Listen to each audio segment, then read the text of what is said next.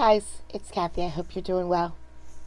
We made it to a boring, regular Wednesday. Try to keep your day boring and regular, Martha. Martha, if you just do boring and regular, you don't get injured. I need to go find where Martha lives. Sucks. All right. Anna, did you finish your essay? Did you use ChatGPT? Did you finish your essay? Do you want us to write it for you? Put it in Discord. We'll write it. We're really good at writing.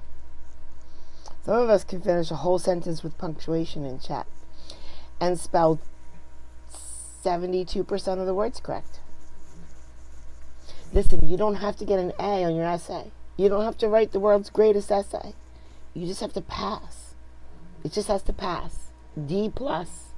Shoot for D+. Solid. We're going to be so proud of you soon when it's all over. We are here, give or take a minute or two, one way or another. This is where we're at. The minor is still on the stand. And any minute now, the minor will be off the stand. I wasn't a professional editor, but I did work for, I did a contract work with Manning Publishing. So I checked the code in a lot of the books, and that includes the English part too, punctuation and everything. But yeah, I did a lot of work on manuscripts back in the day when I was in IT. Okay, we got a fire. Guy lives in this girl's trailer. They were sleeping together, but they were not in a relationship. He was 19, and then there were two 14-year-olds that lived there as well, and another 19-year-old, and he had to leave the trailer, so he went to get his stuff. Mom wasn't there. He said, if she doesn't get here in 15 minutes, I'm going to burn this trailer down. He said that to the kids. She didn't get there in 15 minutes, and the trailer burnt down. One of the kids there likes fire. That information was not allowed to be presented to the jury. We have a minor on the stand. He's 17 right now. He was 13 or 14 at the time of the incident. He's almost done. And then we're gonna move on. We're gonna finish today. We're gonna finish the testimony, I think, today, and then start closing arguments tomorrow. I think. I'm not 100% sure. We have today, and then we have tonight, and then it's over.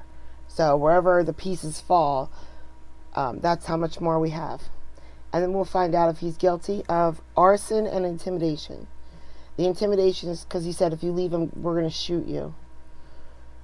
One of them, I think, said that he said, if you leave, I'm going to shoot you. And one of them said he had a gun in his pocket. I think the other one said he had a gun in his waistband. And then one of them said that the cousin was down the road with a gun. But the kids left anyway, and nobody actually got injured, except having all of your possessions burnt down to the ground is sort of injurious. No one got hurt, except losing everything really hurts. No one got burnt that we know of. Did I miss anything? Here we go.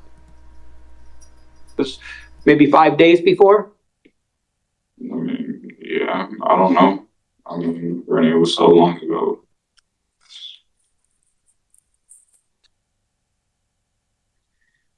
What's a cart? The THC pen. Like a vape? Yeah. Okay.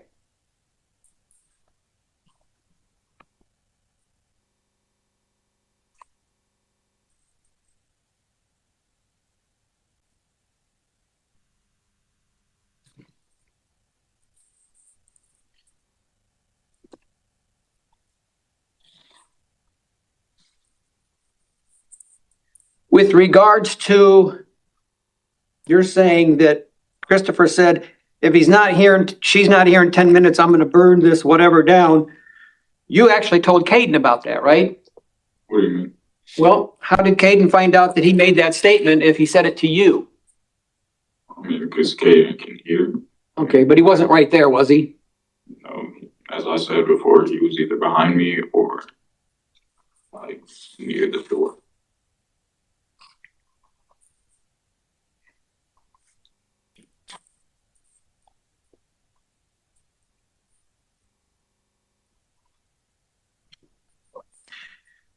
You You claim that he said him and his cousin were going to hide in the bushes to shoot, right? Yes.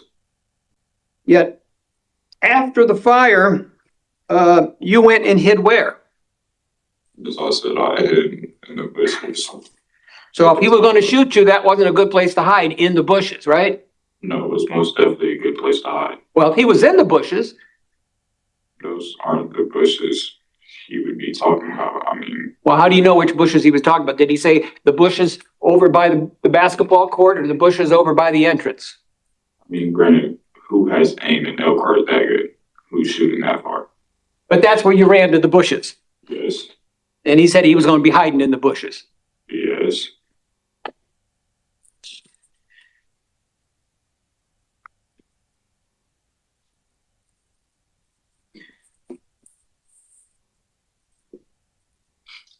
Then you were outside of the house when Christopher left. Yes.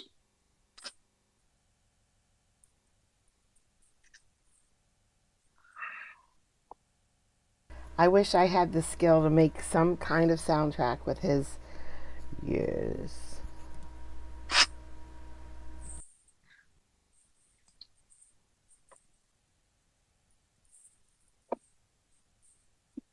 Travian, you did not see anybody themselves actually start this fire, right? No, sir. Okay, so you have no firsthand knowledge as to who started the fire. I mean, it's kind of common sense. You can assume who started it, but you didn't actually see it. No.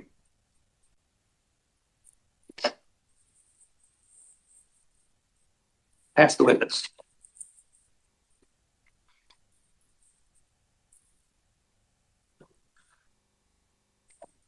Thank you, Mr. Jerry.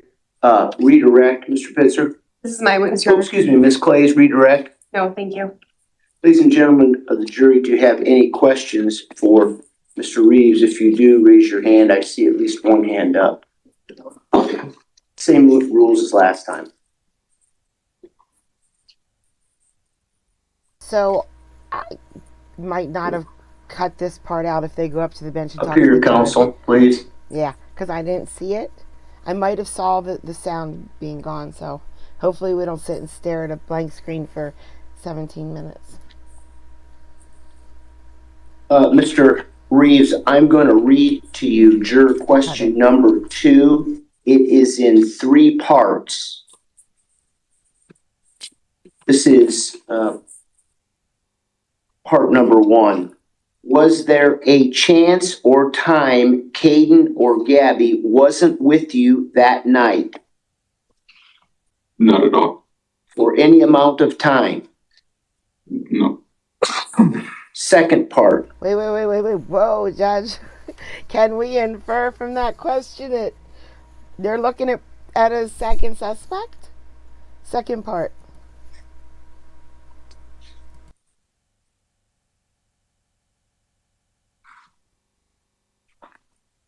When in Mom's Chelsea room, was bathroom open? Could you explain?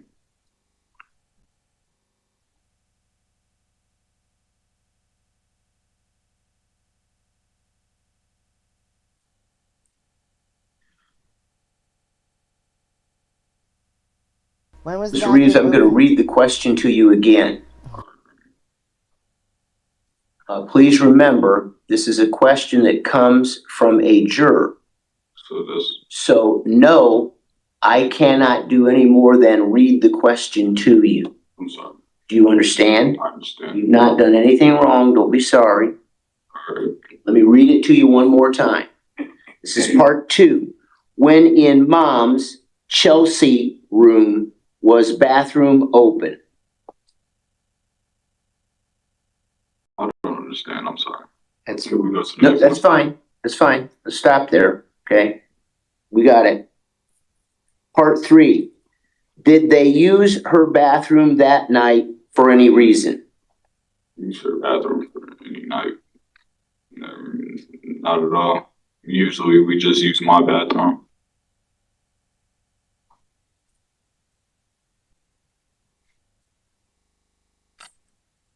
Ms. Clays, redirect? Trey, when you and Kaden and or Gabby had been in mom's room that day, maybe watching TV, do you remember whether the bathroom door to her room was open or closed? I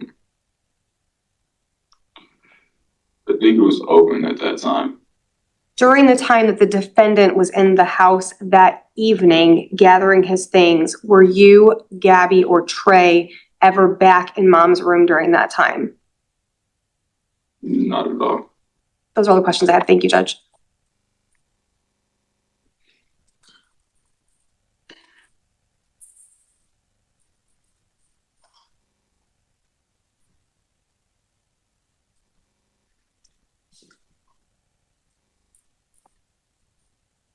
Thank you, Ms. Clays. Mr. Majerick, recross. All right. Ladies and gentlemen of the jury, do you have any additional questions of Mr. Reeves after the question in 3 subparts posed by your fellow juror? If you do, raise your hand. I see no hands raised. Ms. Clays, is Mr. Reeves released from the subpoena? From the state, yes. Back to you, Mr. Majerick. Mr. Reeves released from his subpoena? No, Your Honor. Mr. Reeves, up here, look up here. So, thank you for your testimony. You may step out and walk out the back of the courtroom. You are not released from your subpoena. That means you have to make yourself available if Mr. Majerick or Ms. Clays, on behalf of the state of Indiana, want to call you back to testify in this trial. Do you understand? Yes, sir. Your Honor, if I may, I will release it from his subpoena with regards to my side. Let me change what I just said, Mr. Reeves. Releasing Kaden. Thank you for your testimony. You're released from your subpoena. You may step out and exit the back door. Yes, sir. You have a nice day. Thank you. You too.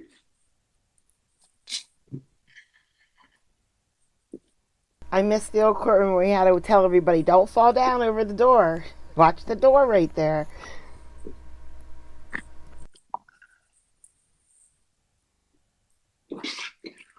Mr. Pitzer, next witness or next evidence? Thank you, Judge. We're going to call Assistant Fire Chief Jim Haynes. Fireman. Is there a fireman coming up on the stand? Okay. Dibs.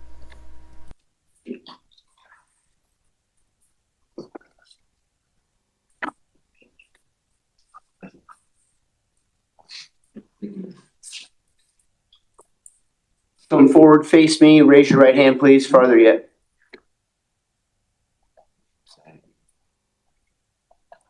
Raise your right hand, please. Do you swear or affirm under the pains and penalties of perjury that the He's too testimony you're slow. about to Never give will mind. be the truth?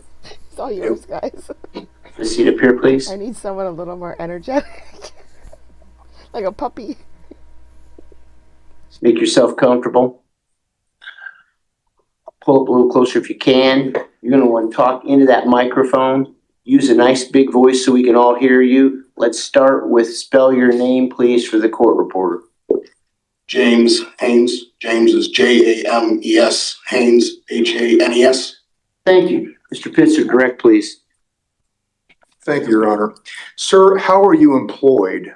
I'm employed with the Bristol Fire Department, What is your title at Bristol? the Assistant Fire Chief. Is there a fire chief who's above you? Yes, What is his or her name? Nicholas Kantz.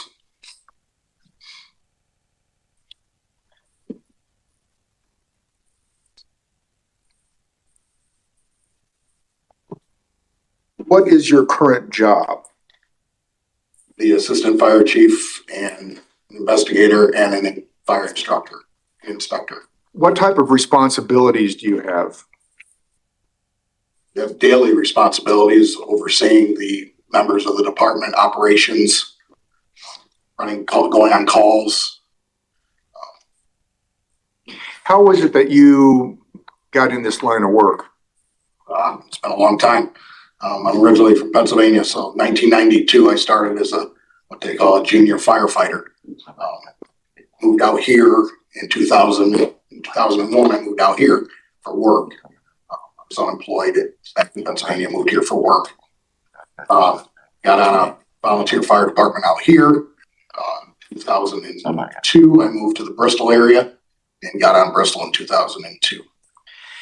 You said that you were doing firefighter work in Pennsylvania? Yes. And We should really be keeping a running list of these, Linus, of names and their roles in the court. what's a junior firefighter? So I say it's work. It was all volunteer. It's a total volunteer fire department. So junior firemen just go in. It's like the Boy Scouts of America is what it was.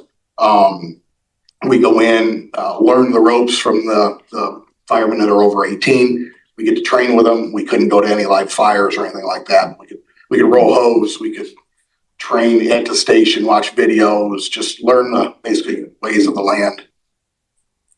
How old were you when you did that? 14, 14. Did you rise within the fire department, the volunteer department in Pennsylvania? Yes. I don't know how it is where you guys are, but we have a ton of volunteer firefighters here. A ton. I don't even know of a job I've ever worked at where there wasn't a handful of coworkers that were also volunteer firefighters. And we have some fire departments, although they were just cut, so we lost a whole bunch of we lost ambulance. Our ambulance funding was all cut, so we don't have any ambulance right here right now. When we lost fire departments, they were all cut just this year. So we really just heavily rely on our volunteer firefighters and heavily rely on like fundraisers. So the firemen are always doing fundraisers for this or that, and it's like, it's not mandatory, but it sort of is pretty mandatory. when you see a fundraiser for the fire company, you get whatever it is. How high did you rise in Pennsylvania? We do not have volunteer ambulances. We were going to start that business. Remember, guys, we were going to start an ambulance business, but we should get volunteer ambulances now that we don't have an ambulance here. Assistant chief. So how old were you when you did that? 19. Then you indicated you ended up coming to Indiana. How is it that you came to Indiana? So there's a bunch of graduates from my hometown that had moved out here prior to myself. They know that there's work is scarce. At home, we don't have a lot to go on. And so they called and knew I was unemployed and said, "Hey, we've got a job for you. You want to come out here?" 19, 18, 20 years old. I'm like, heck yeah, I'm gonna go to Indiana. So when you came to Indiana, what was the job that you came here for? I've been getting a bunch of ads lately. I haven't clicked on it, so I don't know anything more. I should have freaking clicked on it. I've been getting a lot of ads lately on Facebook where they want to pay you to move to Indiana, like $4,000, $8,000 a month. Come move to Indiana. Come live in Indiana. We'll pay you to move to Indiana. I'm going to click that eventually and see what it is, but I don't want to click it because it's all just a bunch of bull. But I have been getting a lot of these ads. So I moved out here and I went to work at what used to be Starcraft Industries in Goshen. They're obviously out of business at this point in time, but that's where I was employed. When you came here, did you continue to have an interest in being a firefighter? I've always, once it's in your blood, it's in your blood. I've always wanted to be a firefighter no matter where I went. So yes. So then when you came here, did you get involved in a fire department? I looked around to see where I could go. A lot of places want you to be in their coverage area, so it's a quicker response time for emergencies. Cleveland Township is where I found a home. It was quite a ways away from where I lived in Goshen. I lived behind the hospital in Goshen. Cleveland obviously was Cairo 5 up north of the airport. So they accepted me, and that's where I started. How long were you at Cleveland? I believe it was around a year. Did you go to another fire department after Cleveland? Bristol. When you got to Indiana, you'd obviously had some training in Pennsylvania. Did you get more training in Indiana? Yes. Tell us about that. So my training from Pennsylvania did not transfer over. So I had command classes, essentials, but that would not transfer over. My EMT, I'm also an EMT, that I could transfer over with a few other little hours that I would have to get. I could transfer that over. Then I went on to get my Fire 1 and 2 certification here in Indiana. From there is where I kept going up in the ranks. And So what is Fire 1 and 2? so in the state of Indiana, you're supposed to be Fire 1 and 2 certified before you can go in and do any firefighting activities. Where does one receive that type of training? Maybe, because now I would have 2 bachelors right now, but my credits did not transfer over. Pissed me off. I had my bachelor's in computer science, my master's in computer science, but then I went back for a bachelor's in psychology, and I did all the additional courses, and my credits didn't transfer, so I never got that bachelor's in psychology, which sort of sucks. I hate when things don't transfer. Why don't they transfer? Training. Various places. There's academies that get put on. I put on classes at the fire station being an instructor. So it just depends on where you go to look for it. When you first started working at Bristol, what were your responsibilities? I was what they call a probationary firefighter. So swept floors, trash out, ran calls when I got certified to run the calls, and just basically did what I was asked to do. You indicated that you are an EMT. Yes, Do you do any training with regard to EMTs? yes, we have to, well, EMTs have to keep a certain amount of hours to keep their certification.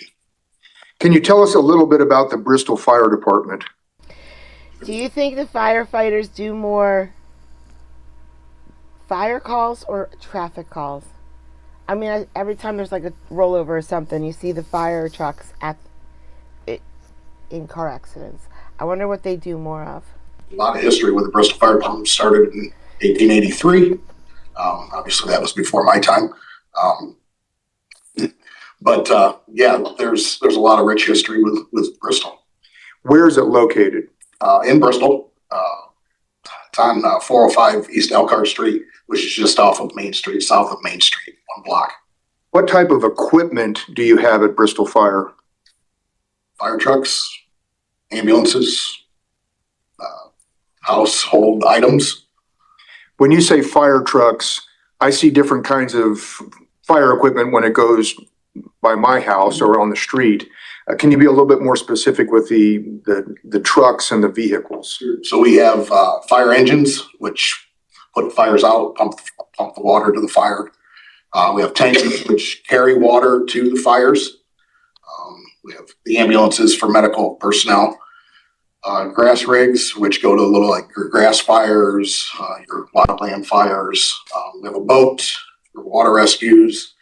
We have a tower truck or a ladder truck for the high-rise buildings that we have in our area.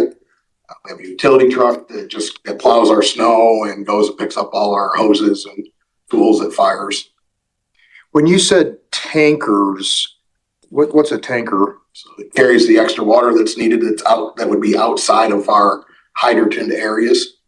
What do you mean the hydrant? Hydrant areas. Hydrant areas, I apologize. It's been a long day. What do you mean if it's outside the hydrant areas? So the town of Bristol has a certain amount of hydrants in its coverage area. If we respond to a call in an area where there's a fire hydrant, we don't take the tankers because we can hook up our fire engines to our hydrants and get us enough water supply to fight the fire. Is there a general jurisdiction or area that Bristol Fire covers? Yes, we cover the town of Bristol, Washington Township, and a little portion of York Township. Are there times when Bristol will work in conjunction with other fire departments? Yes. Tell us about that. So it's a mutual aid agreement between, usually between Oslo Fire and Middlebury Fire Departments. So we get a big fire, they automatically get the response to come with us. We don't have to call for them. It's automatically dispatched. Assistant Chief Haynes, how many firefighters work at that department? There's 24, 25 of us, but we all don't work. That's just what's on the department. So if you got 4 per 8, 12, and then we've got some part-time people. Do you also have volunteer firefighters? Correct. Is firefighting an all-male club in these days? Absolutely not. So you have women that are also on the Yes. force?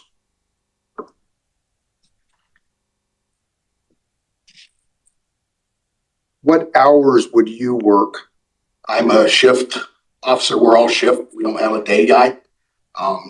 Today is my first day back on shift. So I work 48 hours on and 96 off. Is that a good arrangement? I think it is. Were you employed in the same capacity in September of 2024? Yes, How long have you been the assistant chief? since 2017. And how do you get that position and retain that position? So the board of directors of the department puts me into that position. When a call comes in for service, how do you get the call and how is a determination made about who's going out through the call? So there's several different ways to answer the call. So we have pagers. Pager goes off, gives a certain type of like a ringtone that we are alerted to for the call. We have mobile radios that we can talk to each other or our dispatch center on, or now we have a phone. So our cell phones can alert us that we have a certain call. On September 8th of 2024, do you have recollection of getting a dispatch sometime a little after 10 o'clock in the evening? Yes, Do you recall what the nature of the dispatch was? it was for a house fire. Do you recall what the time of the dispatch was? At this time, all I recall that it was dark out. A little bit later, I'm going to show you your incident report and we may put that into evidence. I'm not going to do that just yet. Would you think that around 16:17 would be accurate? I can't recall that. I know it was dark out. Okay. Let me stop. Did Bristol Fire Department respond to that? Yes, Were you actually at the facility when the call came in? No. So tell us what you did. I was on vacation that day. And then that evening, phones went off for a house fire. Being the assistant chief, I go to just about everything that I can. So I got my truck and headed to the fire station. When you got to the fire station, what did you do? Look to see there's certain roll order that has to take place to go on calls. Look to make sure that the certain trucks that needed to go were out. They were gone. So I got my gear and I was getting ready to go into our fire chief's command vehicle. Do you recall what vehicles had responded? Yes. What vehicles had responded? So our fire engine and our tanker and our ambulance. And I'm sorry, you indicated that you were picking up some equipment for yourself. Yep. What were you picking up? So we keep our gear at the fire station. So there's no fire hydrant in the trailer park? Because they needed the tanker? So if there's a fire in this trailer park, everybody could just be screwed in 4 minutes flat. There's no fire hydrant there. No sprinklers in the trailers. What type of gear would you have had? Our bunker pants, bunker coat, helmet, gloves, hood, boots. So let's talk about the clothing of the trade of the firefighter. What type of clothing might you wear or the others wear to go to a fire? So there's, bunker pants with boots and suspenders that are attached, a coat, Nomex hood, gloves, and a helmet. Are these clothing items made out of a particular type of material? Yes. Tell us about that. So the material they're made out of, it's a barrier to keep us from getting burnt, or like if it's below 0 temperatures, it keeps us warm, but mainly to keep us from getting burnt in a house fire. Assistant Chief, would you say that fighting fires is a dangerous business? Absolutely. Would you take with you any kind of supplemental breathing apparatus? Yes, so once we get called to any emergency that's got toxic atmospheres in it, we wear an air pack or an SCBA. Can you be a little bit more descriptive for us lay people? So an SCBA is a tank that we strap on our back like a backpack, but it's a tank that carries oxygen or breathing air in it. So that way we put a face piece on, connect to the oxygen tank, and then that way we can go into any toxic atmosphere that we have. So is that something that is worn anytime somebody is going to be going into a fire situation? Yes. You indicated that some of the equipment, meaning the engines, were already going to this particular location. Was it necessary to take a tanker? Yes. Why was that? It was outside of the coverage area that had hydrants. Is that a good or a bad thing?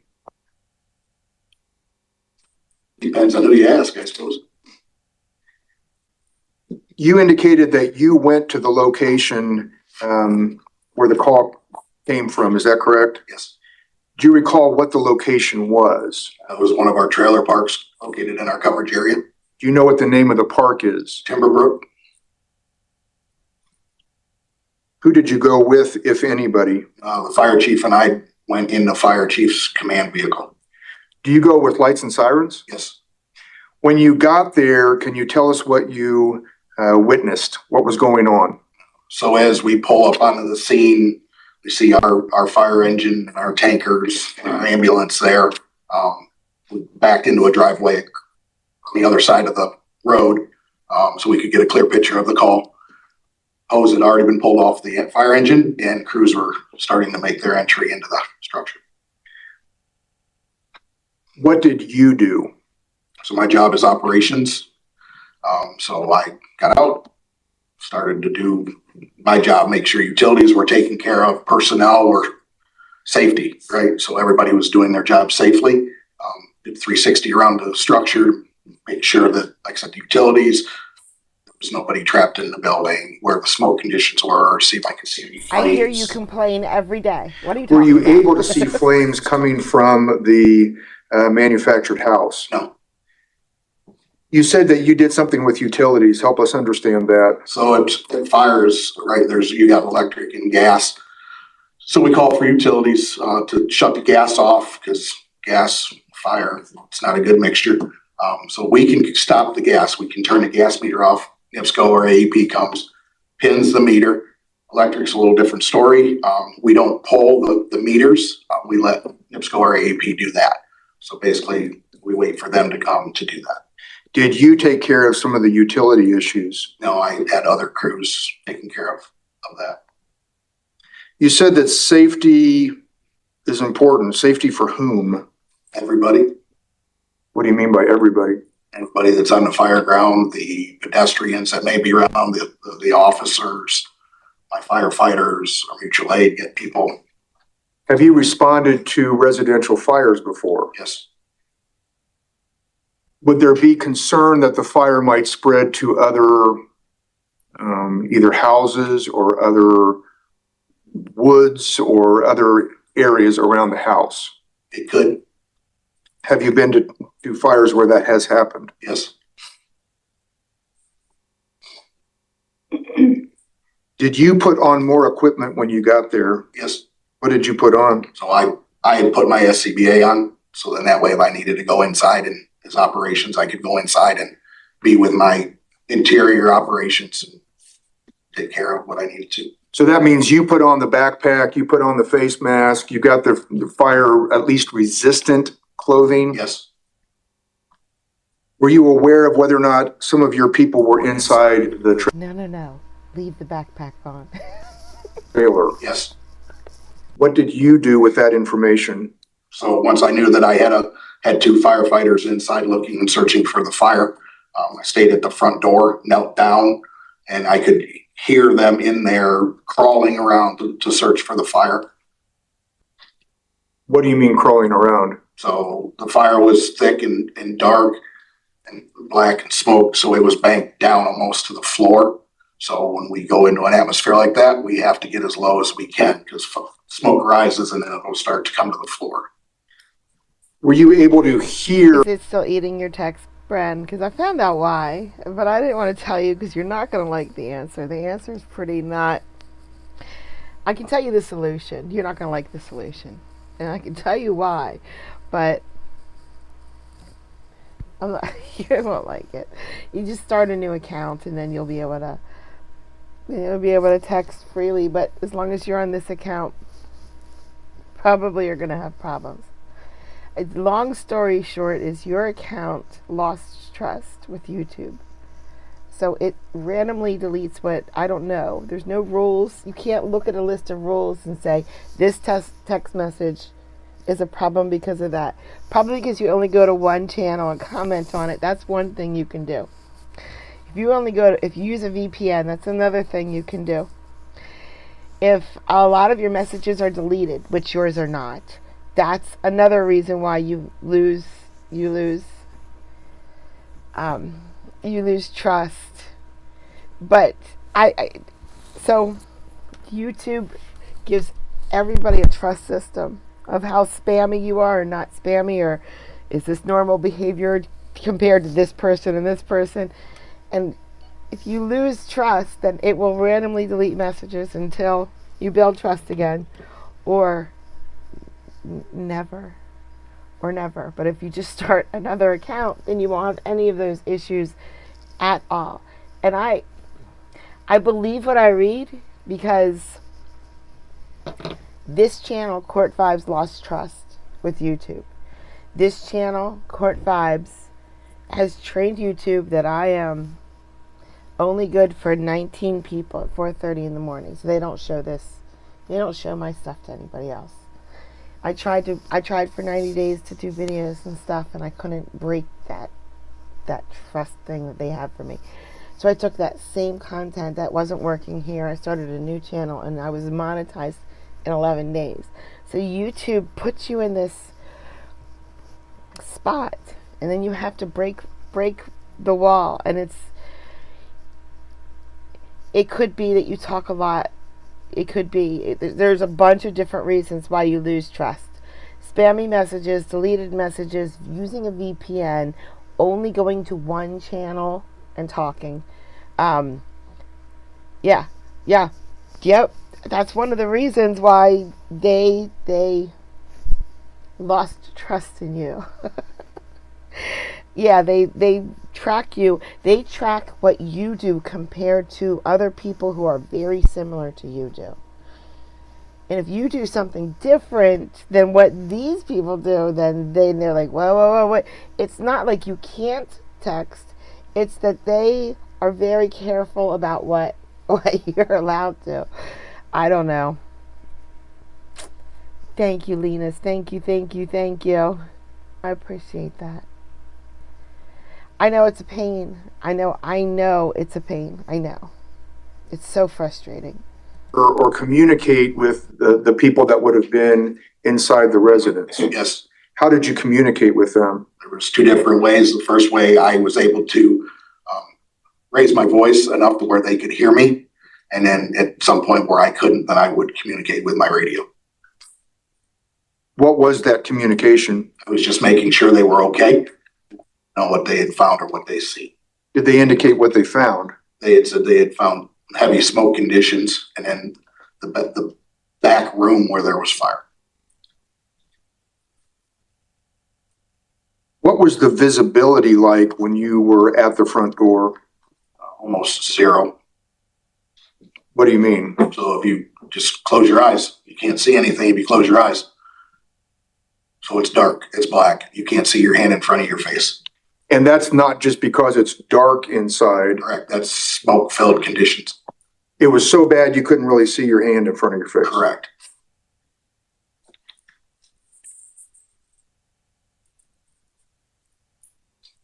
Did there come a time when the fire was extinguished? Yes. Any idea how long it took to do that? I don't recall.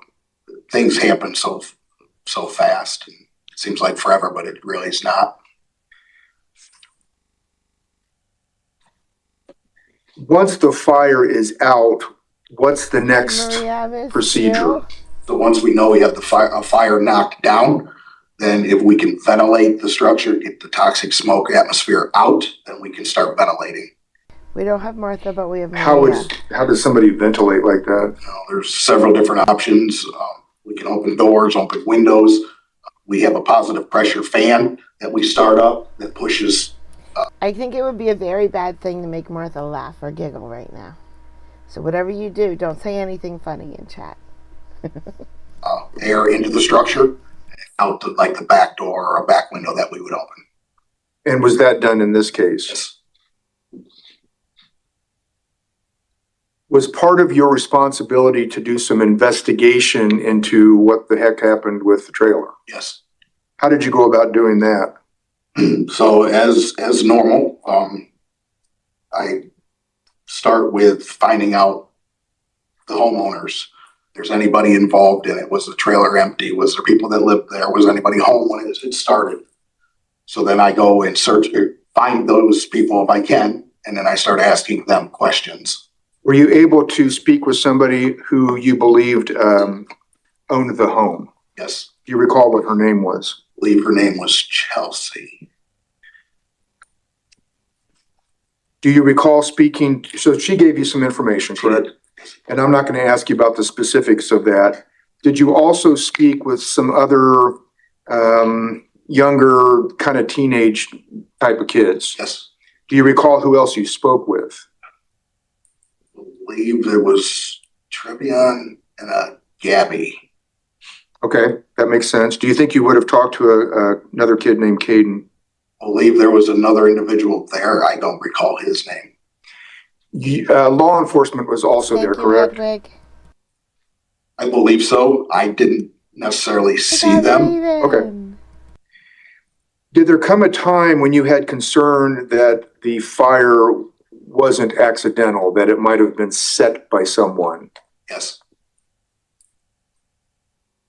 What was that based on? Doing my interviews is where I based that information on.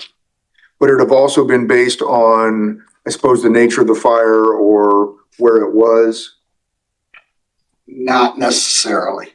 Okay, but after talking to these individuals, you had some concerns. Correct.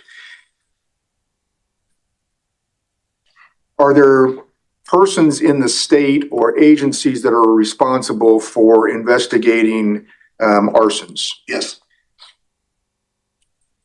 Did you contact somebody to come in and do a more formal investigation for a possible arson? Yes. Who did you contact? The state fire marshal's office, Where's that located? Indianapolis. Is there a specific person that you've dealt with? Yes. Who was that? Tanner O'Brien. Did you actually talk to him on the phone? I did. And you conveyed the information you had? Correct. And did he indicate that he would be doing an investigation for a possible arson? He stated that he will be coming up to go over facts with me, and so I could work with him on it. Did he in fact come up? The next day he did. It's not impossible, Bren. It's not impossible. Yes. When he came up, what did you do in order to help him with his investigation? So before he would get there, I get consent to search form signed. So that we can go back in and locate the trailer to see if we can find a cause. Secured the trailer, put some scene tape up, made sure nobody could get back in the structure. We call a board up crew to lock the trailer up with padlocks. So then we're the only ones that would have keys to the structure. If we would have broken any windows or anything like that, done any damage, cut holes in the roof, then I would have called the board up also to patch those so we didn't do any further damage to the structure. Sir, I'm going to show you what's been marked as states number 40 for identification purposes. Do you recognize what that is? The Yes. mocha latte you had yesterday was yummy. I'm glad, Bobby. I'm glad. I was driving home from work today, right? I was driving home from work. It was late. It was dark out. I was a little sleepy. And an ad comes on the radio. It's an ad, like, I think it was for car insurance. I don't know. I don't remember.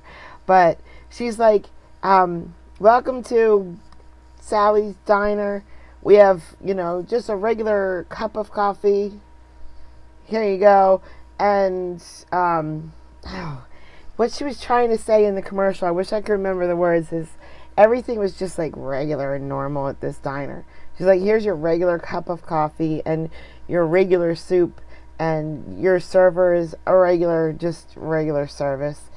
And I'm driving home and I'm thinking, holy crap, that sounds amazing right now.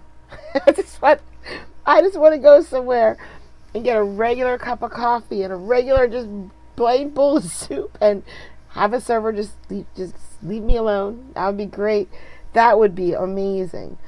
But no, you can't. You can't just go anywhere and just get a cup of coffee. You have to get a mocha latte. You have to get a venti grande frappuccino.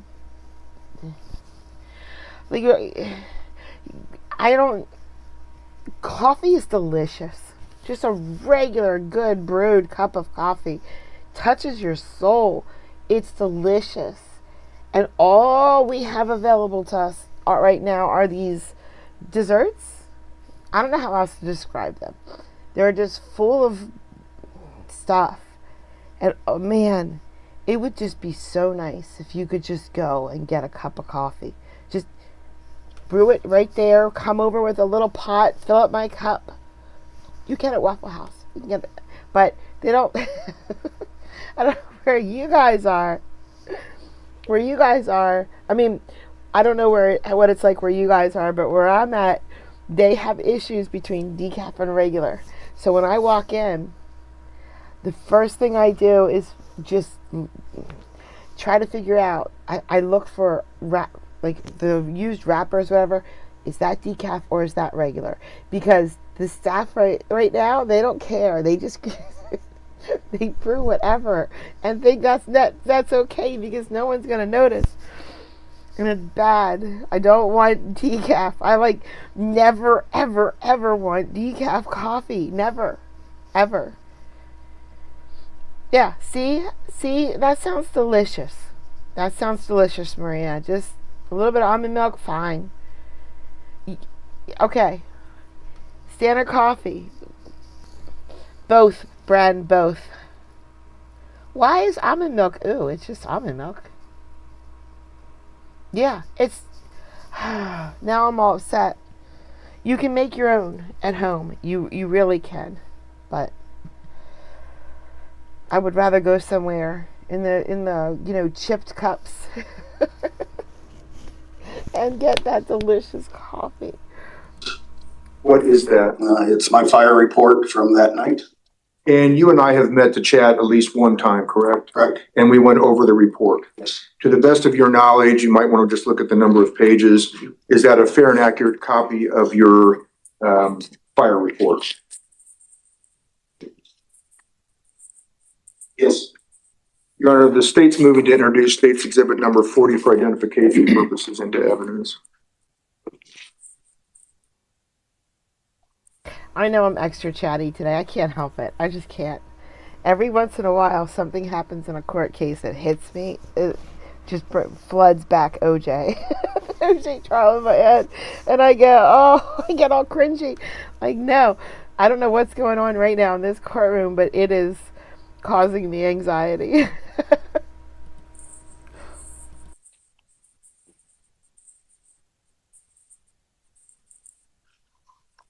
Green tea is Mr. Drake, much any better objection than when you're black ready? tea Take your time, please. in every way. No objection. Oh State's no. Exhibit Avocado 40, latte? the fire report is admitted without objection. Sir, if you refer to this, I just want to Maybe ask you you a put couple quick ketchup in it. questions, okay? You didn't know just off the top of your head, understandably, exactly what time the call came in. Would that be in the report? Yes. Could you please find it and indicate what time the call came in? I love it, Hedwig. I love it. Love it. Love it. Here, there's several pages I have to flip through to find them. Sure.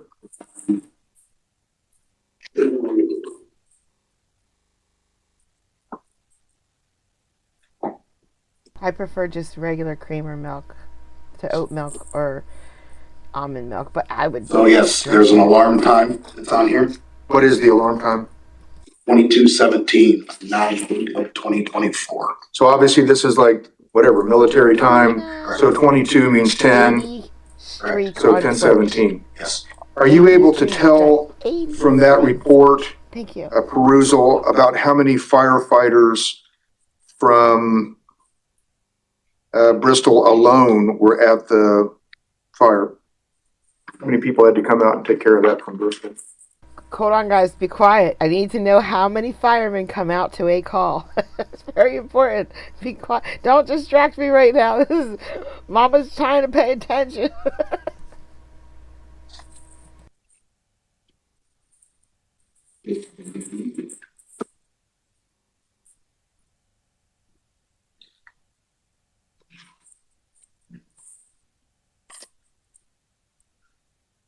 Yes, About how many do you think had to come out just from Bristol alone? from Bristol. 6 to 8. Do you have an indication about how long 8 Bristol firemen Fire come was out. engaged and on the site? Without looking at this report, I do not recall. Do you think it was several hours? Possible. Do you recall what the condition inside that trailer was like when you cleared the scene? So you want what it would look like after all the smoke was out and I could actually visibly see what's in there? Sure.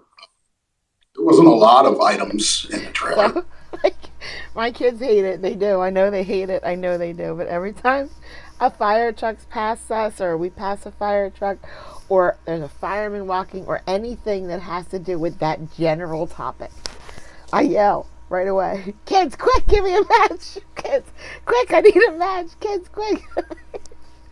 No, I think it's hilarious. But they don't. which actually makes it way more hilarious to me. There's a fire truck. Kids, quick, give me a match, give me a match. But you know what? They're going to miss that someday. What about destruction from either fire, smoke, or water? The trailer would have been unlivable. There were smoke conditions throughout the whole trailer. We had sprayed water, so now you've got water damage. We pulled some holes into the ceiling, pulled some walls down, just to make sure that the fire didn't get away from us or start to hide in like the rafters or the insulation. Sure. Safe to say it looked like a total loss. For the most part. Thank you. I don't have any other questions.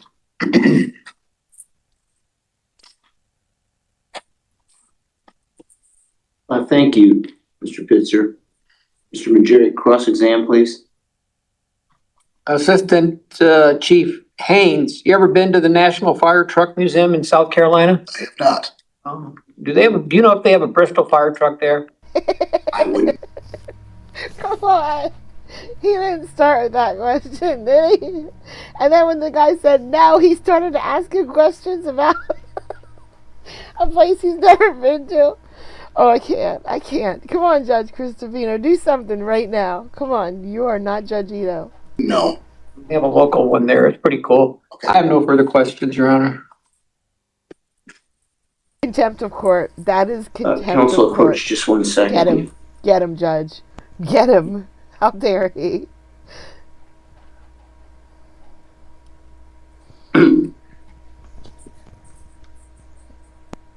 Ladies and gentlemen of the jury, no objection to discuss or rule on. This was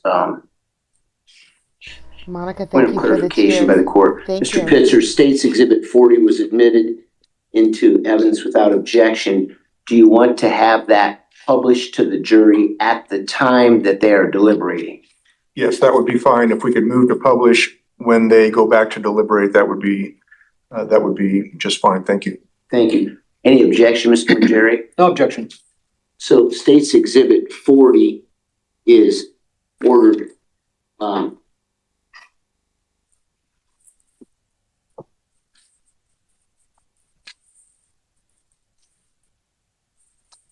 My cats climb trees all the time. That's where they live, up in the trees. It's pretty adorable.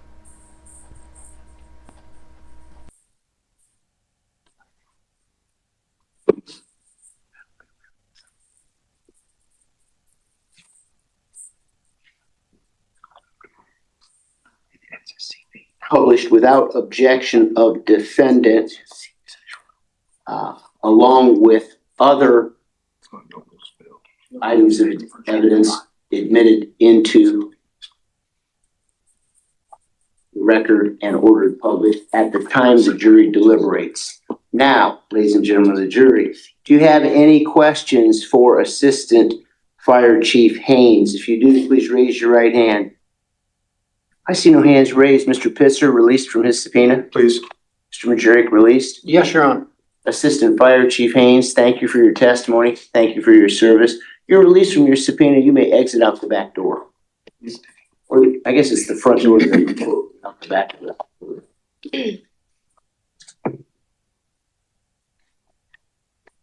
Thank you.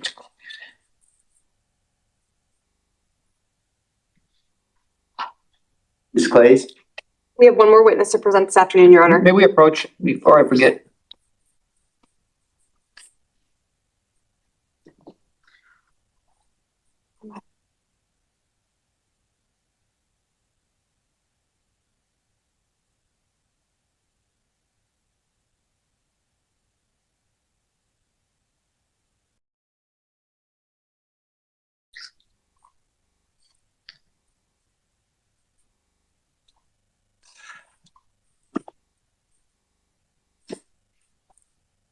Now, Ms. Clays, call your next witness. Thank you. The state calls Fire Investigator Thomas O'Brien.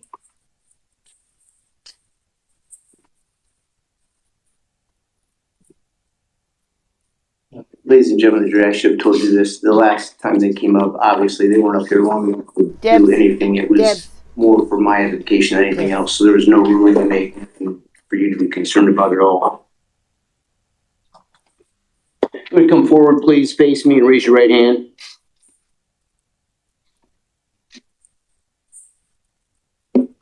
Do you swear or affirm under the pains and penalties of perjury that the testimony you're about to give will be the truth? I do. Let's see the witness chair, please.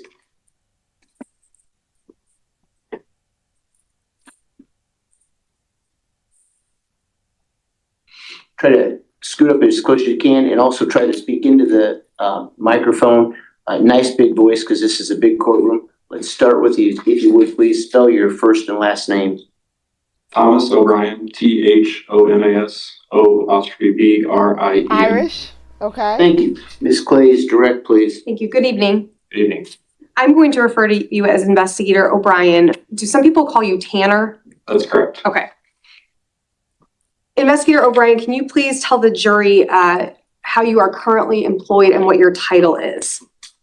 I am an arson investigator and training coordinator for the Indiana Department of Homeland Security's Fire and Arson Investigation Division.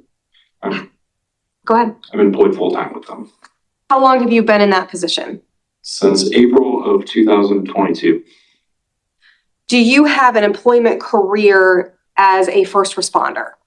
I do. Yes. So Hedwig, let's go yes. back to your very first job as a first responder. What year would that have taken place? In 2010, I became a volunteer firefighter for the city of Ligonier. And at some point throughout the course of your employment career, did you also become a law enforcement or police officer in the state of Indiana? That is correct. How and when did that occur? In 2016, I became a full-time public safety officer with the Fort Wayne Allen County Airport Authority. May I approach the witness, Your Honor? You may. Investigator O'Brien, I'm going to hand you what has been marked for identification purposes as State's Exhibit 41. Do you recognize State's Exhibit 41? I do. What is State's Exhibit 41? This is a curriculum vitae. What is a curriculum vitae? It is a record of all public safety positions, education, training hours, instruction hours, and cases. So this has your education history, correct? Correct. Your employment history, Correct. your certifications, Correct. your training hours. Correct. And it is a fair and accurate depiction of basically your career as a law enforcement, fire, investigator, etc. That is correct.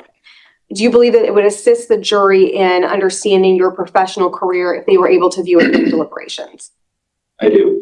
Your Honor, is moving to admit State's Exhibit 41. No objection. Any objection? State's Exhibit 41 is admitted without objection. You want to publish that at the time of deliberations? Yes, please. Any objection to that, Mr. Majeri? No objection. And ordered, published at time of jury deliberations with other exhibits. Proceed, Ms. Glaze. Thank you, Judge. Let's talk first about your training and experience to become a law enforcement officer, okay? Okay. After beginning your career as a firefighter in 2010, why was it that you wanted to become a law enforcement officer as well? The position I took at the Fort Wayne Airport required both law enforcement and firefighting as part of it. Is it common for airports to do that, to have a dual position? The smaller regional airports, from my understanding, yes. Describe for the jury your training and experience to become a police officer in the state of Indiana. The initial training was 600 Kelly, hours can you put that link in in person at Discord, the Indiana please? Law Enforcement Training Academy located in Plainfield. And I think that we've heard some other officers testify that that's essentially Police Officer 101. They teach you the basics. That's correct. That's how I would word that. Did you receive some additional training pursuant to your position with the airport authority? On-the-job training was received while I was at the airport. Did you participate in additional training or certifications as a law enforcement officer? I have. Can you describe those for the jury? I am a general instructor certified through the Indiana Law Enforcement Training Board. I am also a defensive tactics instructor through the Law Enforcement Training Board. I have received training in the READ technique of interview and interrogation. At one point in time during my career as a road deputy, I was an advanced roadside impairment investigator. To this day, do you continue to maintain your certification as a law enforcement officer? I do. It is required for my position. And does that require you to participate in continuing education on a yearly basis? It does. So let's turn to your training and experience to be a fireman in the state of Indiana. Can you talk to the jury a little bit about the initial training that you have to take to be certified as a firefighter? The initial training is in person. It is a mix of bookwork and hands-on skills for basic firefighting operations. How to enter buildings that are on fire, how to search buildings that are on fire, how to extinguish fire, and some very basic generalized evidence preservation and when to call in a fire investigator. Is that called Fire 1 and 2? It is. And are you required to have those certifications essentially to be able to respond and enter into a fire? That is correct. I don't know if this is 100% true. I'm just looking at a screenshot someone put in my Discord. Judge Boyd lost. Judge Boyd didn't win her seat back. She's not going to be a judge. That's crazy. Kelly, do you have that link for Judge Fleischer?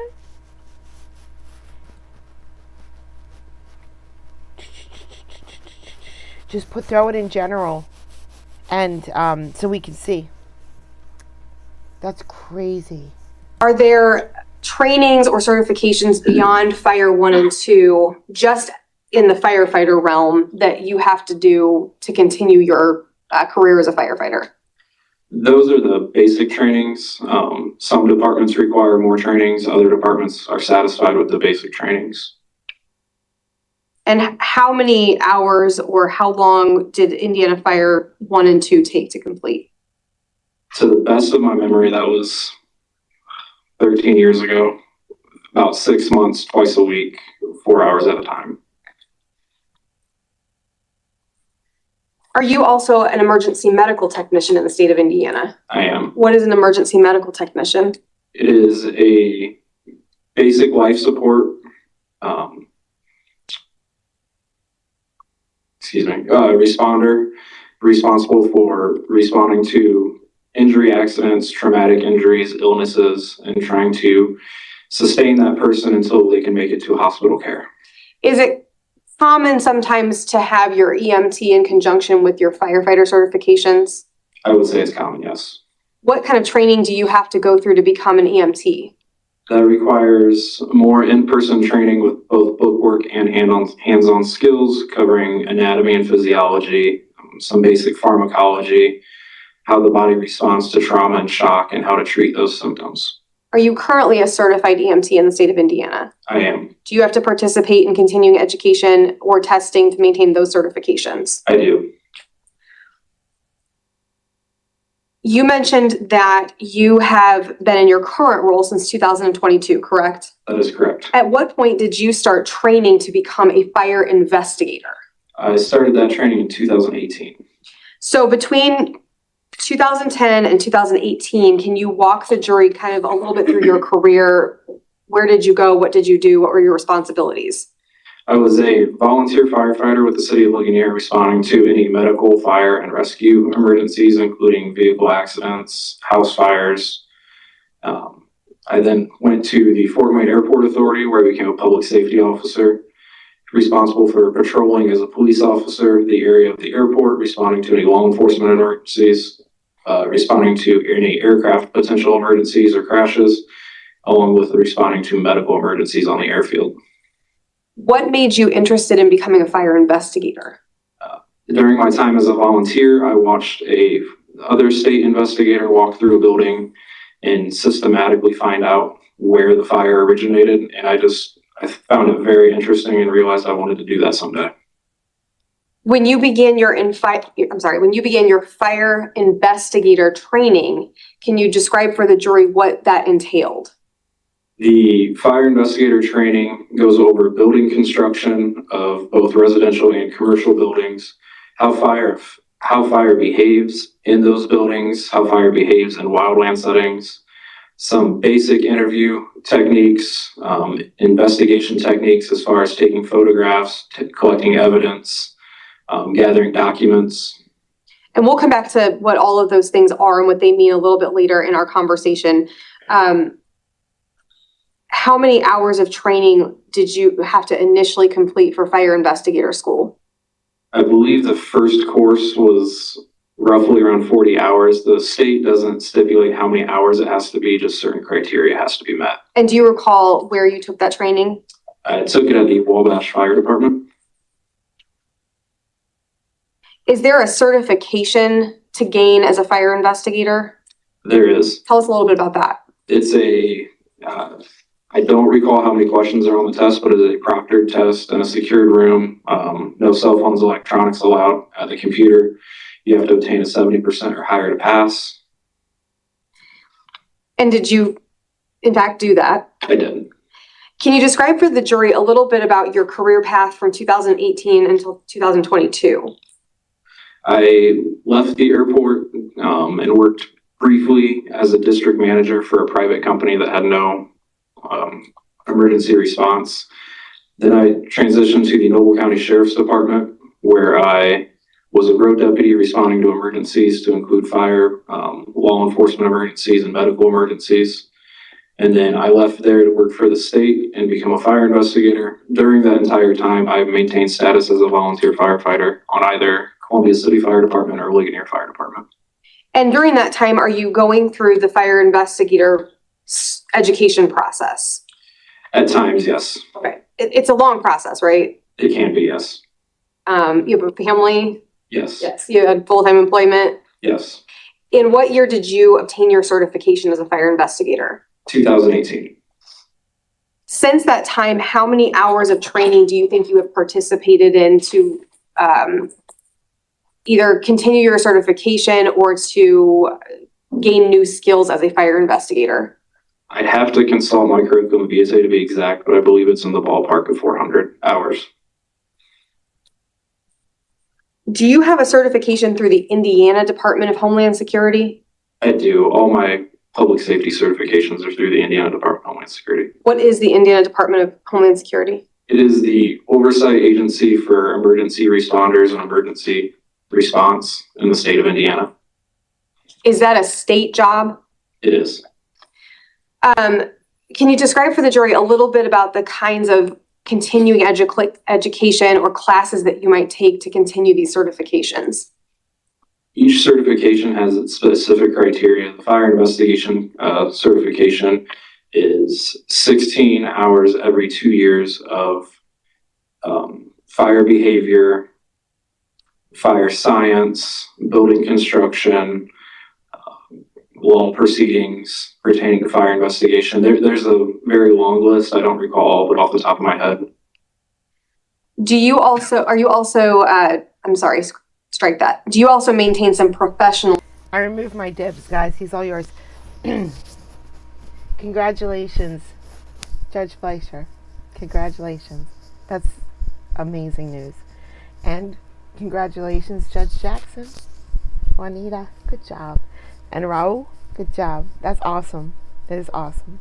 Certifications? I do. What are professional certifications? They are granted through non-government affiliated organizations that oversee fire investigation. Just the primaries. Can you give the jury an idea of some of the professional certifications that you have? I am certified through the International Association of Arson Investigators as an evidence collection technician and a fire investigator technician.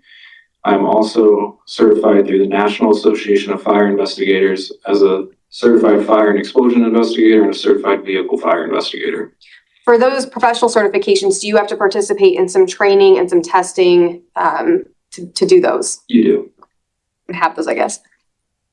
Investigator O'Brien, throughout the course of your career as a fire investigator, how many fire investigations have you completed? So I have an exact number. I'd once again have to reference my curriculum vitae, but I believe it's just over 200 in the 210 range, somewhere in there. And how many of those do you believe you came to the conclusion that the fire was started by a human being? I don't have that information in front of me. If I had to put a ballpark number on it, I'd say. I see that the Republican primary for criminal court at law number 5, where Judge David Fleischer is Stella Stevens. She got 143,000 votes in the primary. Judge Fleischer got like 265,000 votes in his primary.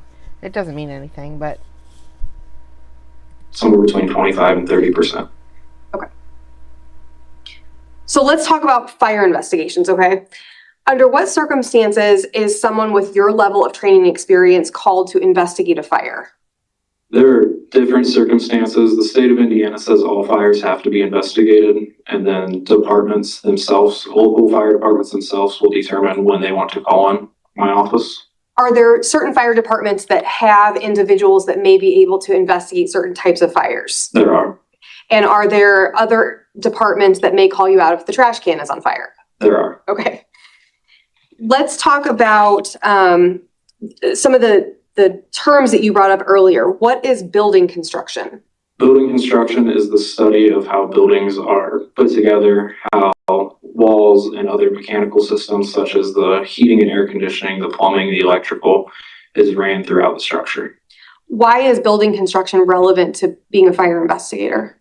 So you know what systems are in play during a fire, what systems could cause a fire, and how the building is going to react once certain systems are taken out by consumption through fire. What is fire behavior? Fire behavior is how the fire scientifically and historically has acted. There are laboratories out there that conduct controlled burns to see how certain products or see how certain things will burn. And through that, we have extracted how fire typically behaves. Are there circumstances where fire behavior is, I guess, being sampled, and there are things that are introduced or taken out of those environments to help you understand how the fire is behaving? There is. What is a fire burn pattern? Fire burn pattern is the pattern that's left on whatever material that was on fire after the fire is extinguished. Is a fire burn pattern isolated to a point of origin? Sometimes they can be, other times the fire burn pattern can be a broad range of the area. What are some of the investigative techniques that you may use in investigating a fire? Taking photographs throughout the scene, if there's witnesses or people that saw the fire happen, talking to them, and then relying on being able to look at burn patterns and come back to an area or a room of origin, and then further digging into it to see if there was any ignition points in that area. Let's go back to fire behavior and fire burn pattern. What's a line of demarcation? A line of demarcation is a line on a wall or an object after the fire that kind of indicates where the fire growth stopped or where the fire stayed. What does that mean? How can you not see Monica's halo? It's so bright. How? Fire likes to go up and out from wherever it starts. So a lot of times you'll see a line of demarcation higher in a room if the fire starts high, or it'll be lower in a room if the fire starts low. And are you also able to tell throughout the course of your investigation kind of the course that a fire might take, or the course that the flames might take? He was high up the chain. As soon as you said he was high, I missed Martha all over again. Martha, I hope you're feeling good right now. Sometimes, yes, it depends on how quickly the fire was extinguished. What is an accelerant? An accelerant is any non-normal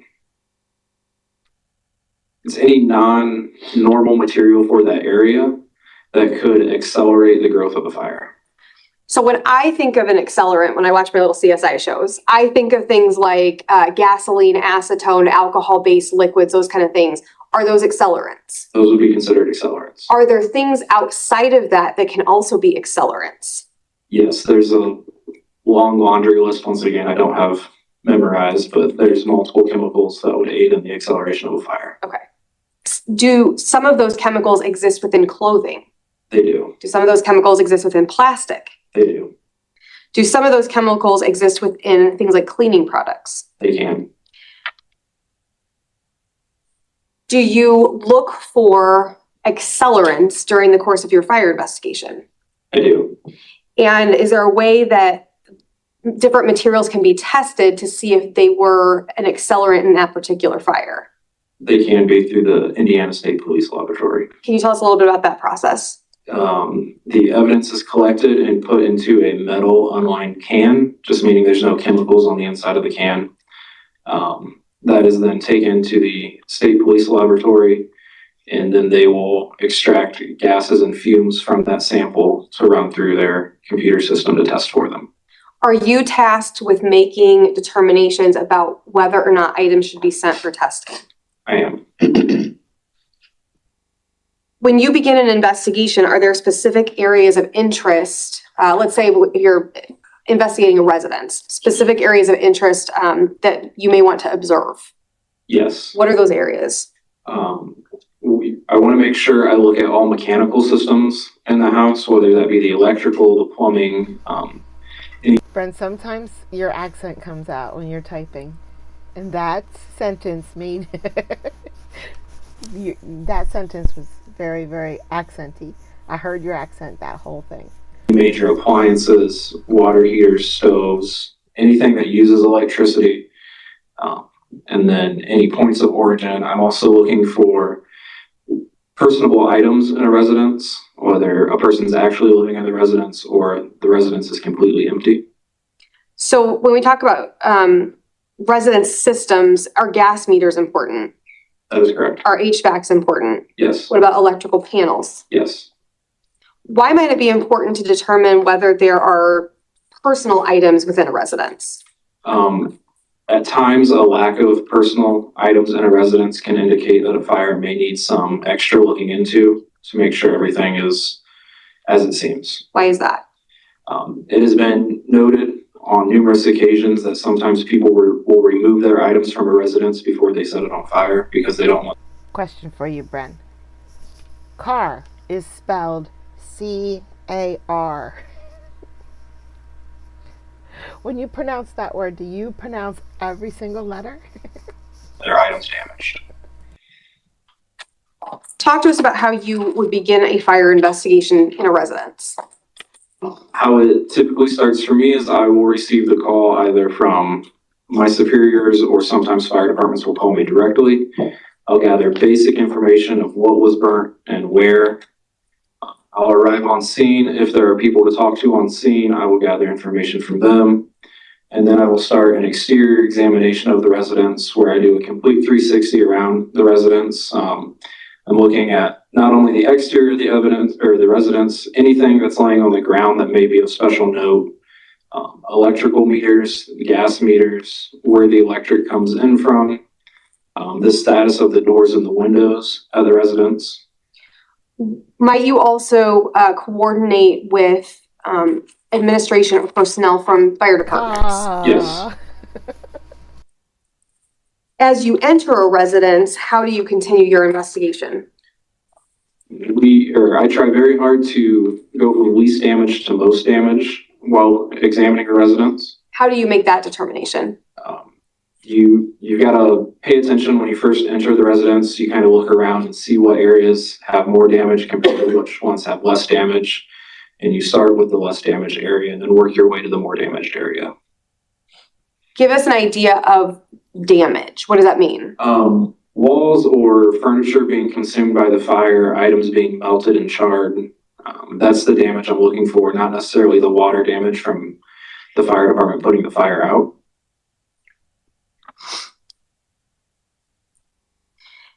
If you have some information that a fire is suspicious, may have been started by an individual, what kind of things are you looking for as you're completing your investigation?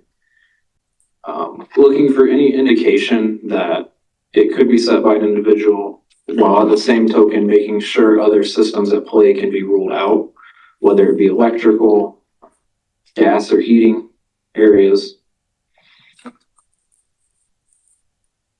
Did you have an occasion to investigate a suspicious fire at 712 North Hawthorne in Elkhart County around September 8th or 9th of 2024? That's correct. How did you become involved in investigating a fire at that residence? I received the case assignment. I don't recall if I was called directly or if it went through my supervisors. I received the information, set up a time to be there with Assistant Chief Haynes, and then met at the scene. Do you recall what date you would have gone out to the residence? Without referencing my report, I do not. Did you in fact go to 712 North Hawthorne? Yes. Did you meet with Assistant Chief Haynes? Yes. Were there any other individuals at the scene when you got there? There were. Who was at the scene? The homeowner and several of her children. Do you recall her name? I believe it was Chelsea. Did you speak to Chelsea? I did. 244. Did Chelsea provide you some information about potentially what had occurred when the fire began? She did. Did she also provide you with some information, maybe some background information of events that had happened previously in the evening? She did. Did she provide you some text messages between her and another individual? Approach. What? I missed it. I was watching chat and they were finally talking about Chelsea and I missed it. It's fine. We'll figure it out. Well, ladies and gentlemen of the jury, there was no objection lodged. There was no objection for the court to rule on, and Ms. Clays will just ask another question. Go ahead, Ms. Clays. Thank you. Investigator O'Brien, did Chelsea also provide you, were you able to view some text messages that she provided between herself and another individual? I was. And did you find all of that information relevant and helpful in your investigation? I did. I want to see the text messages, please. Did you generate a report based upon your investigation at 712 North Hawthorne? I did. Did that report contain your observation? Say please in Dutch for me, please. So we make sure we get to see these text messages. It did. Did your report also contain facts related to your findings? It did. And did it contain a conclusion as to fire origin and ignition sequence? It did. What is a fire point of origin? Fire point of origin is where the fire originates, where the fire starts. And what is an ignition sequence? An ignition sequence is what causes the fire. What does that mean? It could be an electrical spark onto some sawdust. It could be a lighter held to some paper. So it could be the home systems, It could be. and it could be some other sort of something that catches an accelerant. It could be. May I approach the witness, Your Honor? You may. I'm going to hand you what has been marked for identification purposes as State's Exhibit 42. Do you recognize 42? I do. What is State's Exhibit 42? That is my report for this incident. This is from 712 North Hawthorne. That is correct. And the State's Exhibit 42 detail all the things that we've previously discussed should be in the report. Correct. Is it a fair and accurate copy of the report that you would have generated for this incident? Correct. The state is moving to admit State's Exhibit 42. Any objection? Can I just see it for a second, make sure it's. This is the unredacted. I have the redacted as 42A. Okay. I know not everybody in chat is going to be in tonight's live stream, but a lot of you are. So I have a question to ask you. We have one more stream left of this trial. And I also got Judge Fleischer's stream today. And I got his stream. No, that's not 100% true. I got some of his stream, not all of it. I didn't know he was going to stream, so I didn't catch it until Linus texted me and said, "Hey, Judge Fleischer's streaming." So I got. Let me just see how many minutes of his stream I got. Okay, I heard sound. 40. Okay, I got about an hour. I don't know if any of that is dead air. I don't know. But I got an hour of his stream. So, tonight, for the live stream. Actually, I might be able to do both. How long is tonight's live stream? Maybe I could just do both. I was going to say, which one should we do? Should we finish this trial tomorrow morning? No, we can't do both, because that'll be well over 3 hour stream. Do you think we should finish this trial tonight and then maybe do Judge's stream tomorrow? I have a lot of content for you guys. So much content for you guys. I don't even know if you can. Oops. And we're gonna. If Judge Fleischer starts streaming every day, just think about it. Should we do Judge Fleischer's stream tonight during the live stream, or should we not? I'm gonna show you. This is just a tiny bit of all the content I have ready for you guys.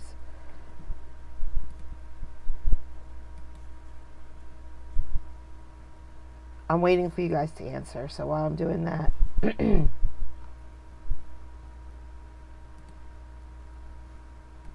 I'm getting a picture ready for you.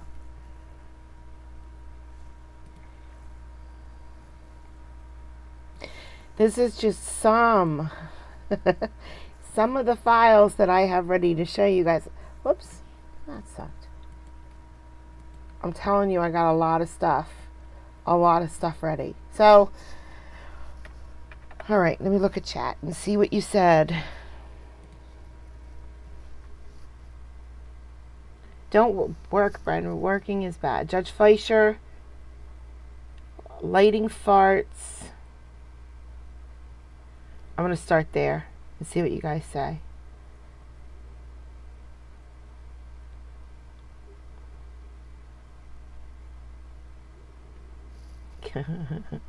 Judge, can I ask if fires are hot? Freaky, Bobby. Judge Fleischer.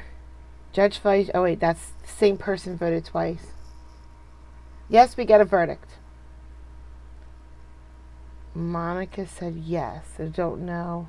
Whatever you want. Very helpful. 2 for Fleischer. I got 2 for Fleischer. I got 3 for Fleischer.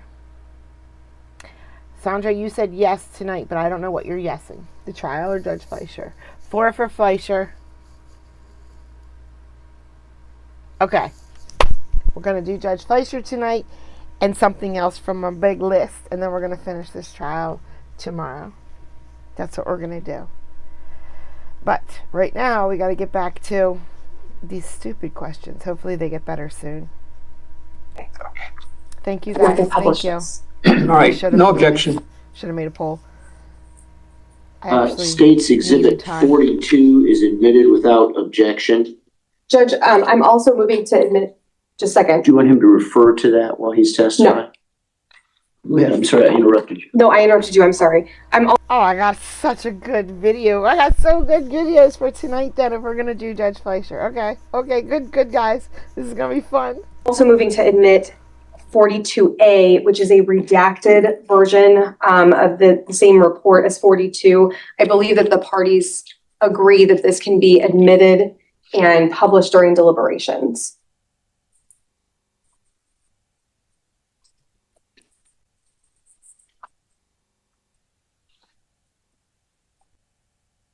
Mr. Majeric, first, let's take him in turn. Any objection 8 p.m. to Eastern the Standard admission Time. of States Exhibit 42A? No, Your Honor. And any objection to that being published at the time of deliberations of the jury? No, Your Honor. States Exhibit 42A How did is you quit your admitted job? without objection and ordered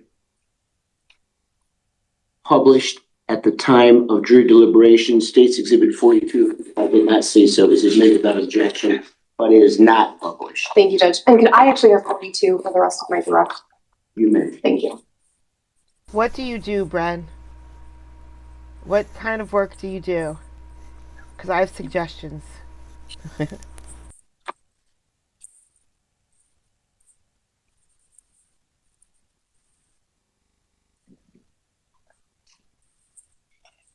I know it's like media. I know that You may go much. ahead, I'm sorry. No, that's okay. Thank you, Judge. I just want to make sure the court was ready.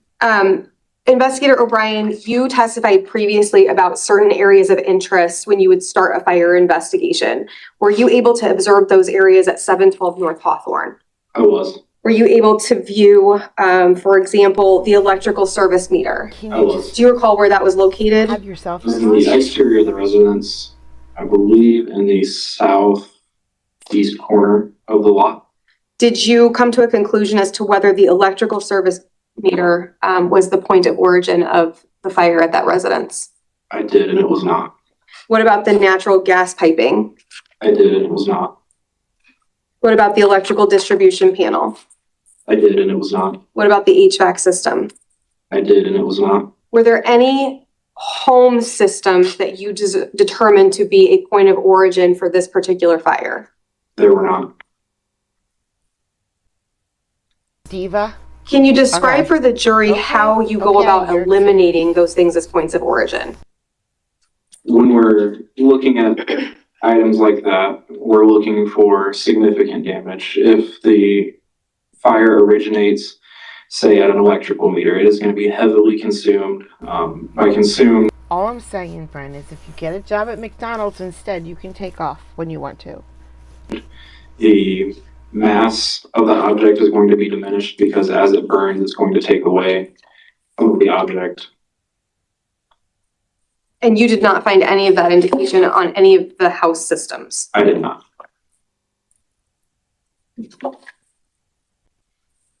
Were you able to observe the remainder of the outside of the residence? I was. And did you eventually enter the residence? I did.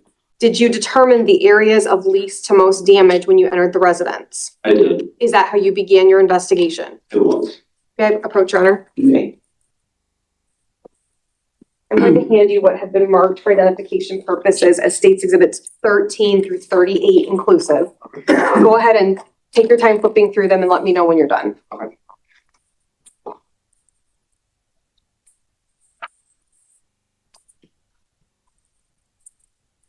Monica's 100% my boss. Monica pays me. So she gets to tell me what to do. You had a chance to review States Exhibits 13 through 38 inclusive. We are going to go over each one of these individually, but just as a group, what are States Exhibits 13 through 38? They are photographs of the scene at 712 North Hawthorne. You in fact took your own photographs, is that correct? I did. And are those documented in the report that we previously admitted? They are.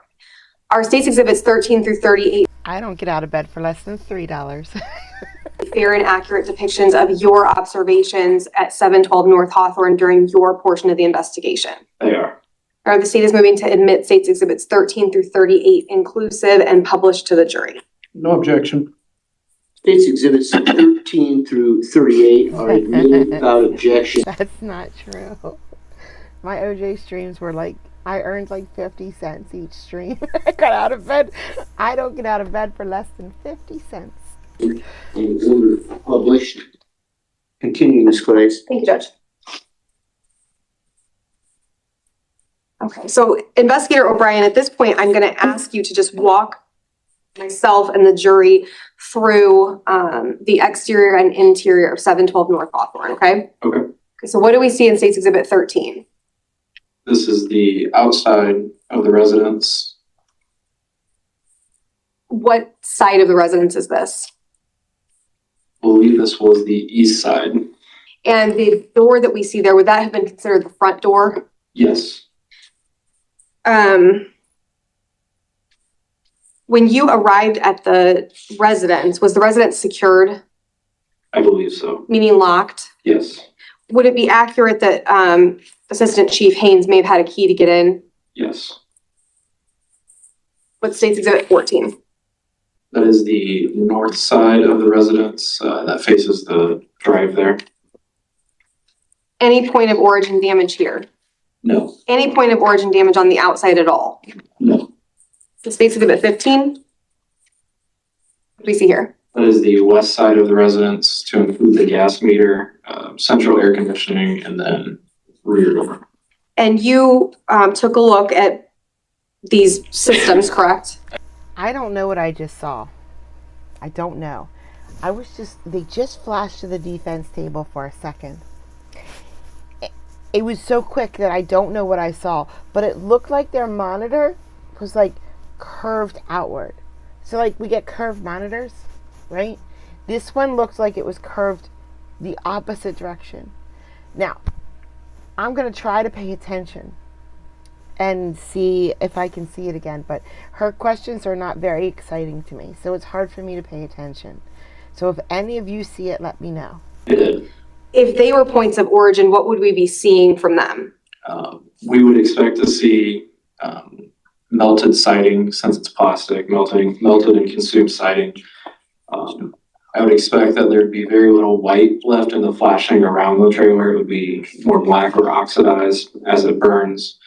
And the objects themselves would be heavily consumed by fire and be either black, oxidized, which is rusted over because the paint's gone.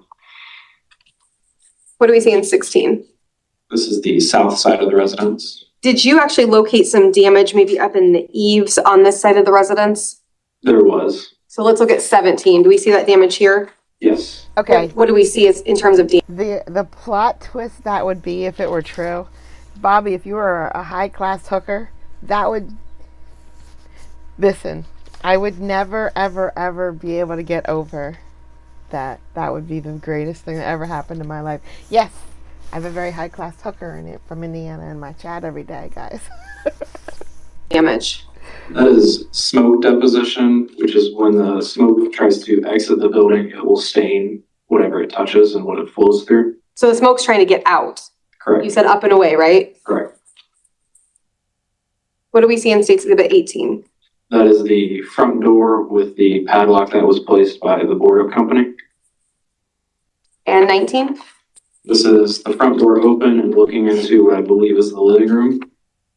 Do we see damage in States Exhibit 19? We do. There's smoke deposition along the windows and walls, along with water damage from the extinguishment I'm still good with $20 is $20. of the fire. As the fire department is depositing water into a structure, and there's also smoke damage that's happening at the same time. Can some of that water wash away some of that smoke damage? It can. Do we potentially see that in State's Exhibit 19? Yes. How do we see that here? The smoke staining on the window and the wall, you can see where it looks like streaks of water have ran through it, so it's kind of broken up and not consistent.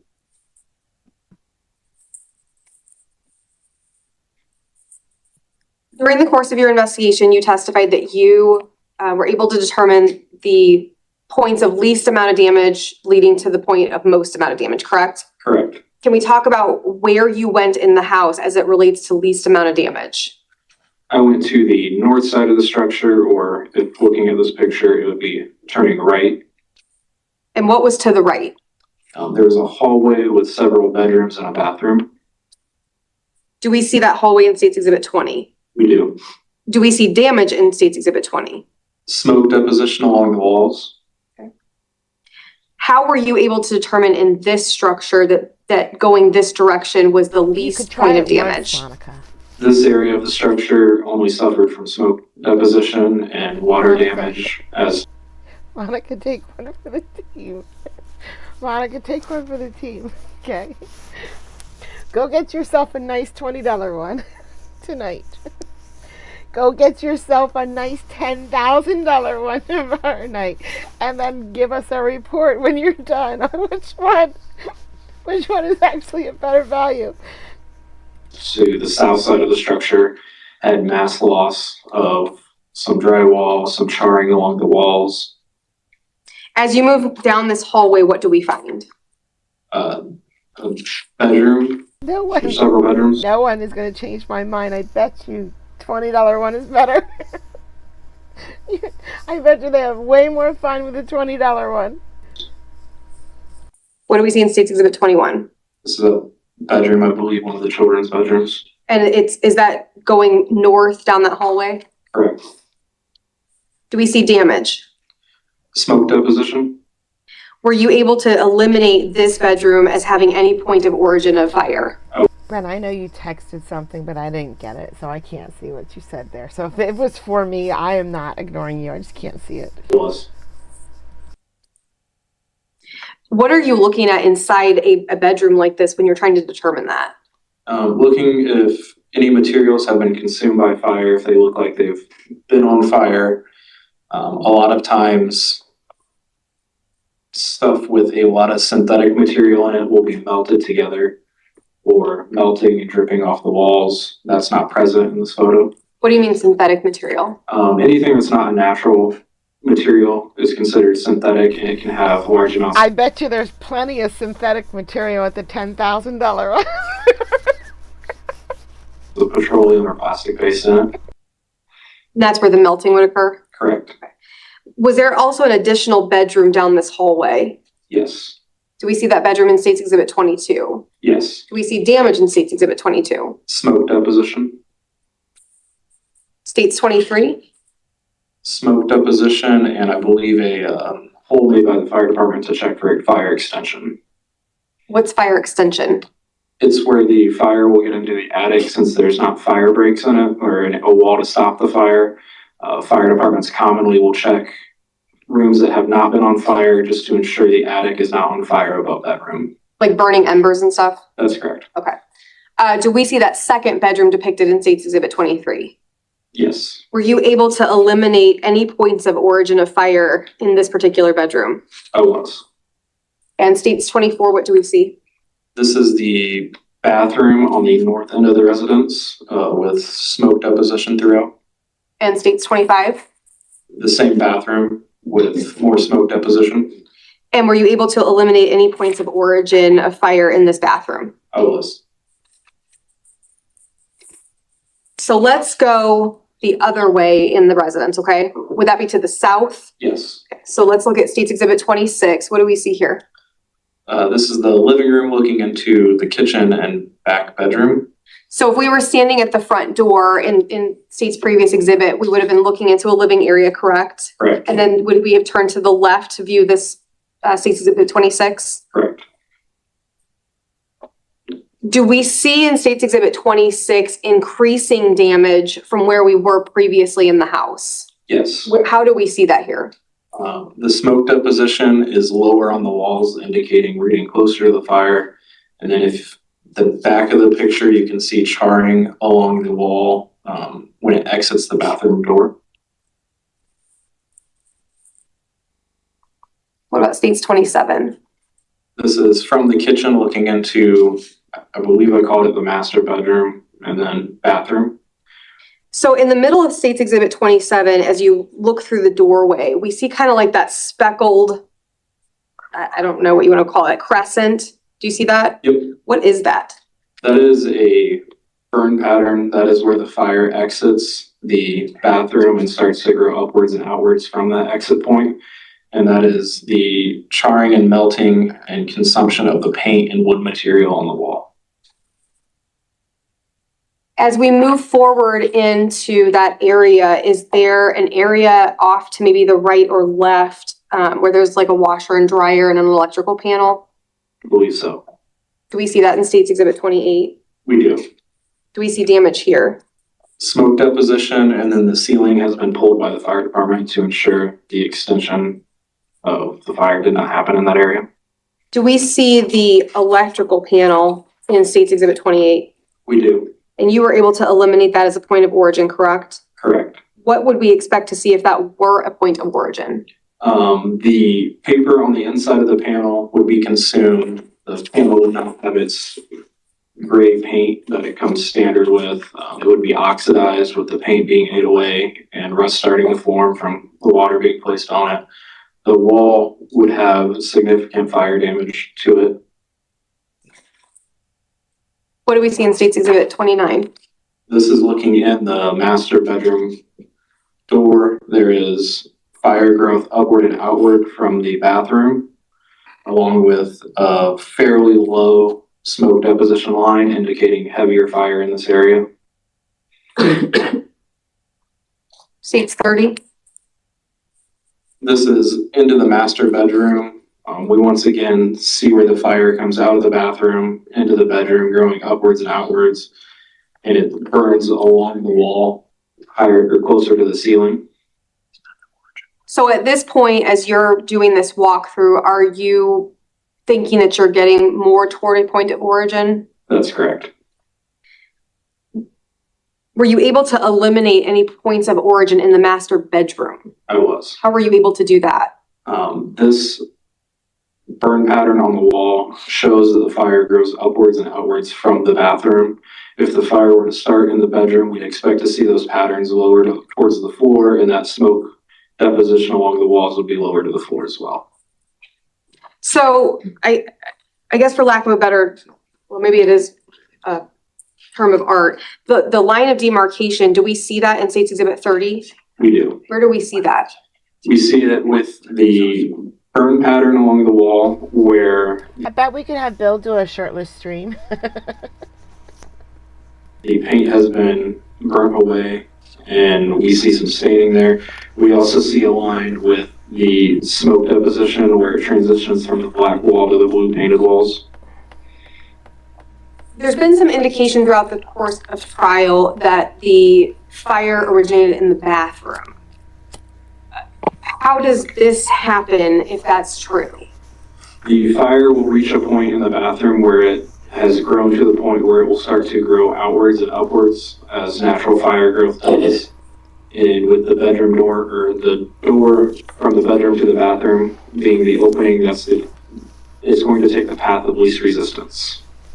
So it's almost like there's not enough room in the bathroom to contain the fire, so now it needs to find another My mic is outlet. on. Correct. I'm very thankful for Law Talk with Mike, because I mean, can you imagine starting a YouTube channel with things nobody ever watches? And then just doing it for years until it finally catches on? I mean, that's dedication for absolutely zero hope of return of your investment, you know? And he did good. What do we see in State's Exhibit 31? This is the bedroom still. We see fire. Bren, Probably. I don't know either, but it's most likely the time that I stream. You got home from work one day, you got on YouTube, you saw I was live. That's how most of the Australians are like, oh, look, there's someone live at this time. Let's do it. And burn patterns tapering off. The flames did not get to stay in this area long enough to eat away all the paint. Where would they have gone? The fire department would either have gotten there and extinguished, or it would have started to smother itself out by not having enough oxygen. And 32? What do we see in 32? 32 is the entrance to the bathroom. Kelly found me and changed everything. Kelly found me and started chatting in chat. So I used to live stream with nobody chatting in chat. I would just live stream and just be me, no camera, talking. Talking about court videos. I didn't really talk a lot actually back then. And then Kelly started talking in chat. And people would respond to her. And I'm watching chat thinking, oh my God, there's people talking in chat. That's pretty freaking cool. But when chat was dead quiet, Kelly lifted it up on her shoulders, just her, and just carried it. It was pretty amazing. What is all this like? I don't know if it looks like sawdust or is it insulation that we see around? That is a mixture of insulation and clothing that was in the bathroom. It was removed during part of the investigation to clean the bathroom out to get the best picture of the bathroom. Was that pile of clothing inside the bathroom when you first got there? It was. State's Exhibit 33. What do we see here? I believe that's the bed with insulation on top of it, sheets and blankets. And on the left side of the picture, you can start to see where the foam of the bed started to melt. And 34? That's from the bedroom looking into the bathroom. What are we looking at here? We're looking at fire damage along the walls of the bedroom. And then when we look into the bathroom, we see an area where the drywall has been removed from the studs to make sure the fire is out. We see a heavily charred sink base at the bottom of the picture. Is that just to the right of the doorway, like the open doorway? Correct. Do you have an idea of what this bathroom looked like before the fire? I do not. Okay. Fair to say it probably didn't look like this? I would assume not. State's Exhibit 35, what do we see here? This is inside the bathroom looking at the water heater and the kind of storage area. I would say in that area where we found a lot of clothing and racks in that area. Were you able to eliminate the water heater or any of that piping as point of origin? I was. How were you able to do that? The water heater did not sustain direct heat damage, and the plastic piping was still intact. It had not melted or been consumed. State 36, what do we see here? That is the ceiling of the bathroom, kind of directly above that last picture we just saw. Is there like a frame of a shower here? I believe that's the build out for the closet that the water heater is on. Okay. And State's 37, what do we see here? That is the floor around the toilet and bathtub. Do we see in State's Exhibit 37 where the clothing pile was located when you first arrived on scene? At the very bottom of the picture, a little bit, but to the best of my knowledge, the clothing was farther away from the sink. Okay. So when we're looking straight at State's Exhibit 37, are you talking about to the right of the toilet seat? Correct. And were you able to kind of go through that pile of clothing? I was. What else, if anything, besides clothes did you locate in it? There was various amounts of fire debris. There was some melted plastics together that could have been hampers or other hangers, items for storing clothes. And State's 38, what do we see here? That is the top of the sink and Sometimes we the get asses in here, underneath Ben, portion not of the sink, Monica. the storage They area. don't last long. Did you locate some cleaning Get a sense products in the, or what could have been cleaning products underneath the sink area? That is correct. We talked earlier about accelerants and testing for accelerants, correct? Correct. So things that could give off certain vapors that could be tested for, right? Did you send anything to the Indiana State Lab in this particular case? I did not. Why not? With the knowledge that there were cleaning agents there and that they had been consumed throughout the fire, with the water coming in from the fire department, that's going to go everywhere in that room. Based off my knowledge and experience, I believe no matter what we would have taken in that room, there would have been a possibility of getting a false positive. Did you determine a point of origin of this fire? I did. Where was the point of origin? It was, I believe my report says, in the area around the sink and toilet on the floor. If your report indicated the area of fire origin is the master bathroom in or around the area of the closet and sink, would that have been accurate? Yes. Okay.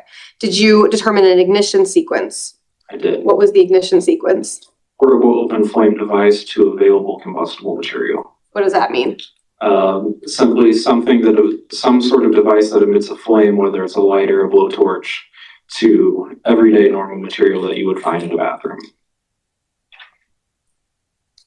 Could the clothing and the plastic that was in the clothing be considered accelerants?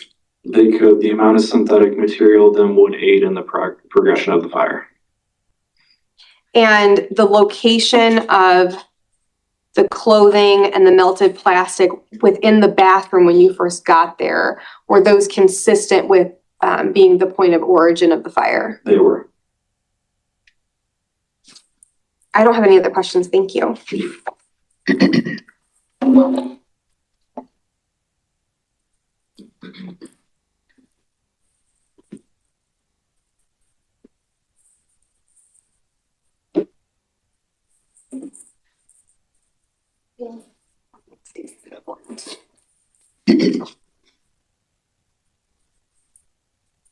Thank you, Ms. Clays. Thank you, Judge.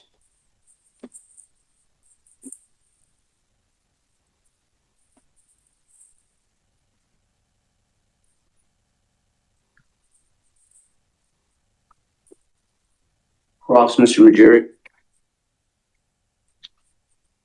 You just click the little TV button.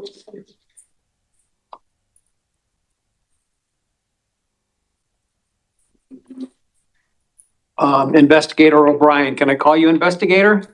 Yes. Let me see if I can figure this out.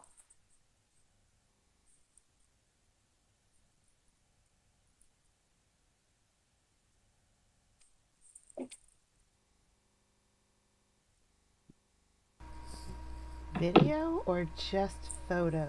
I'm showing what is State Exhibit 13. Do you recognize it? I do. It's a picture of the house in which you investigated it, 712 Hawthorne. It is. And you said it was secured when you arrived? It was. On the far left side, the last window, does that window appear to be open with no boarding on it, or the glass is missing? In fact, it looks to be a fabric hanging out of it. It does appear that way, yes. So that one's not secured. That'd be correct.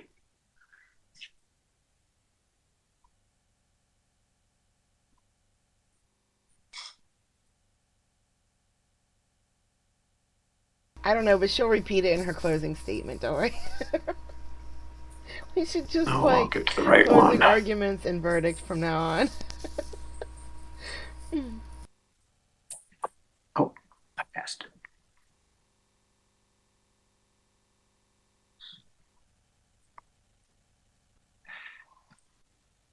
Throughout the house, here we show State's Exhibit 23. There are bags that look like bags of clothes. Did you get a chance to see if that's what those were? I do not recall if it is not in the area of origin. I don't go through Bags and belongings. Okay, you couldn't tell if those bags in the back there were clothing either? They appear that they could be. I don't know for certain. They look pretty unscathed though. Correct.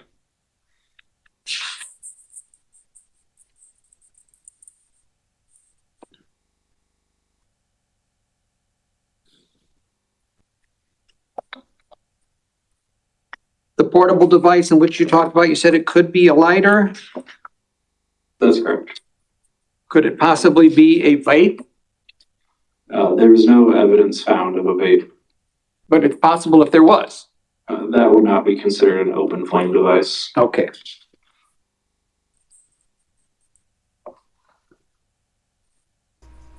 You said no accelerants were recognized? None were tested for. You couldn't tell. Correct.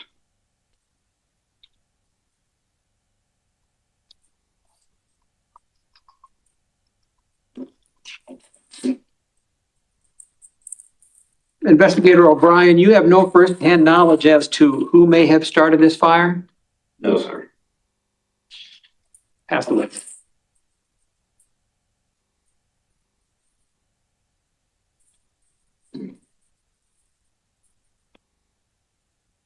Thank you, Mr. Majori.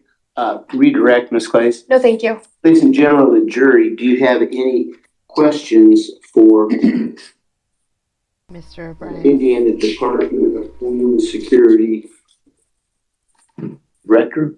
Investigator O'Brien? I see one hand up. Same rules.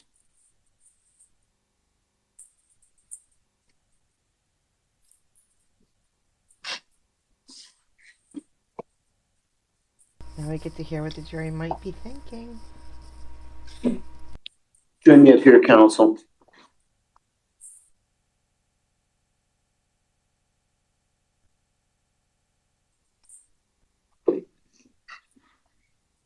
Investigator O'Brien, this will be question number 3 to the jury. First for you, though. Can water used to fight a fire decrease the probability of accurately determining the cause of the fire? Not typically. Ms. Clays, any redirect from the state? Was that a concern for you in this particular investigation? My concern with the water in this investigation was if it spread any of the cleaning supplies that were located in the bathroom. Why was that a concern? I did not want to take a sample and get a false positive if that was the case. So what I hear you saying is that the water that was used by the fire department was not a concern in determining point of origin or ignition sequence. It was not. Thank you. That's all I have.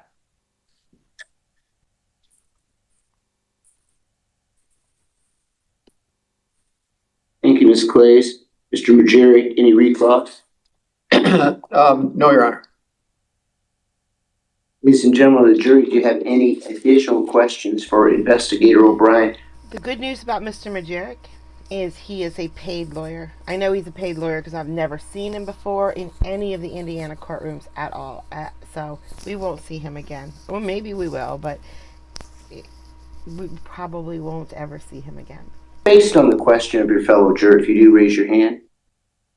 I see no hands up. Ms. Clays, released from his subpoena. From the state, yes. Mr. Majeri, released from his subpoena. Yes, Your Honor. Strike that. Investigator O'Brien, thank you for your testimony. You are released from your subpoena. You may exit out the doors of the courtroom. Thank you. She's a great lawyer. I love watching her.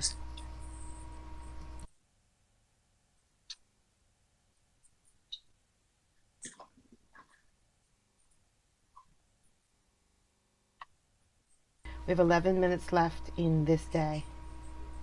So I think they might call one more person. I don't know though. Mr. Pitzer, break for the evening. Yes, please. Ladies and gentlemen of the jury, again, you can leave everything here if you choose to do so. As proof that I have no control of the temperature in here, it was much more pleasant this morning than it is this afternoon. Be that as it may. tomorrow, you're gonna be downstairs in the jury assembly room at 8:15. We'll get you walked back up here and get you into the jury deliberation. Your Honor, may we approach? Hang on. Mr. Majerick, knock it off.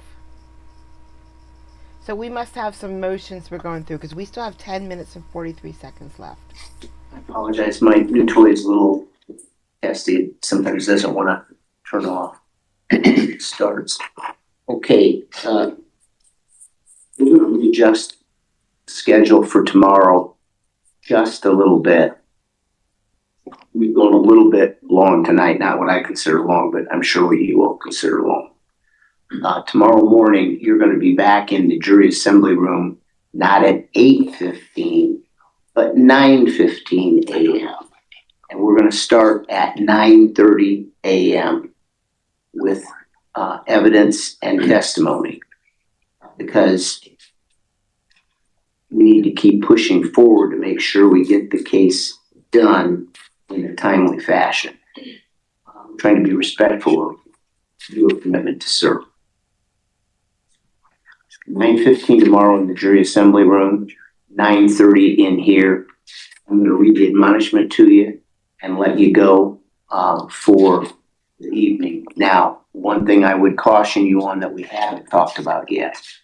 So I can't be sure right now when you are going to get the case to deliberate. It will be sometime tomorrow.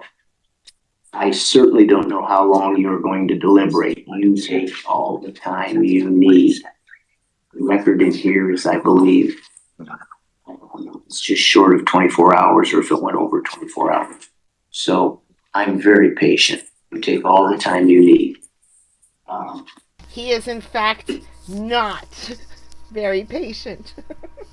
Trust me on that one. I raise that because you will need to make your loved ones, friends know that you might not be home for dinner tomorrow. You might be here deliberating, so they don't worry. You need to remember that when you go into jury deliberations, I've only warned you about this, whether you realized it or not, about 7 times now. Those precious cell phones, you will have access to them to call your family and loved ones, but the bailiff will have to monitor the communications. You will have no electronic devices. So don't wait for the first time to tell them what's going on until, tomorrow at 7 o'clock at night. Let's have that conversation with them now, okay? Let's get you out of here so you can go home and rest and relax and enjoy your evening. You are all jurors in this case. I must tell you, and I will repeat this again, each time you're permitted to separate, generally should not express any opinion about the case before it is submitted to you for deliberation. However, you are permitted to discuss the evidence presented in this case among yourselves in the jury room during recesses from trial. All jurors and auditors must be present during these discussions, and you must reserve judgment about the outcome of the case until your deliberations begin. You're admonished that you may not discuss the facts of the case with anyone other than your fellow jurors. You may not listen to discussions among or receive information from other people about the case. You may not discuss this case with me, the lawyers, the parties, or with any of the witnesses, members of the media, or anyone else. This includes posting information, text messaging, email, internet chat rooms, blogs, or social websites. You should not listen to, read, or watch anything about the case from any source. You do not investigate the case, conduct experiments, or attempt to gain any specialized knowledge about the case outside the courtroom, and it is highly improper for you to do so. You are to consider and decide this case only upon the evidence received during the course of the trial in the courtroom, not from any outside source. You are not permitted to use electronic devices while in attendance at trial, during discussions, or during deliberations unless specifically authorized by the court. You're going to be in charge of the bailiff, but you're released for the evening. Enjoy your evening. Right. You may be seated. Sergeant Jones, can you stay for just a moment while we clean some things up, please? Okay, so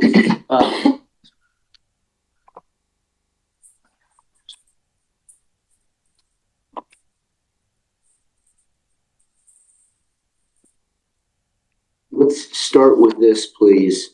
You want to talk about, perhaps. Mr. Majerick, let's start with you. You were concerned that you had not preserved for appeal your objection to my ruling. It should be rulings, both rulings, relative to the area you wanted to go into Like with OJ paid his lawyers. Caden LeGrand as to, I'm going to stop it at this point at liking to play with fire and liking to see what the fire does, that part. And also my ruling as to the prior arson matter with Travian Reeves. I'm going to let you make any additional record you want to make now. The court, for the record, believes that Mr. Majeric objected. We had argument. The court made rulings, and that Mr. Majeric's position on both of those rulings was properly preserved for appeal.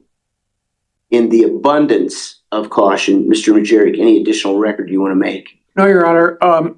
I thought I'd introduced it actually more conversational than voicing an objection, but I think the judge has covered it, that it was an objection.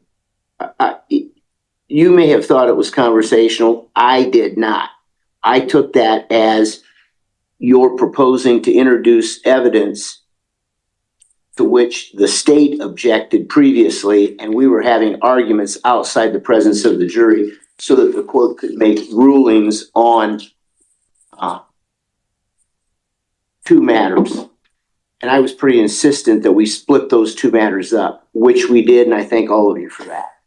Any additional record you want to make? No, Your Honor. Mr. Pitzer, I got to apologize. I think it was you at the time, but I might be wrong on this because it could have also involved Ms. Clays. Any record you want to make about that matter? The state is comfortable with the court's record.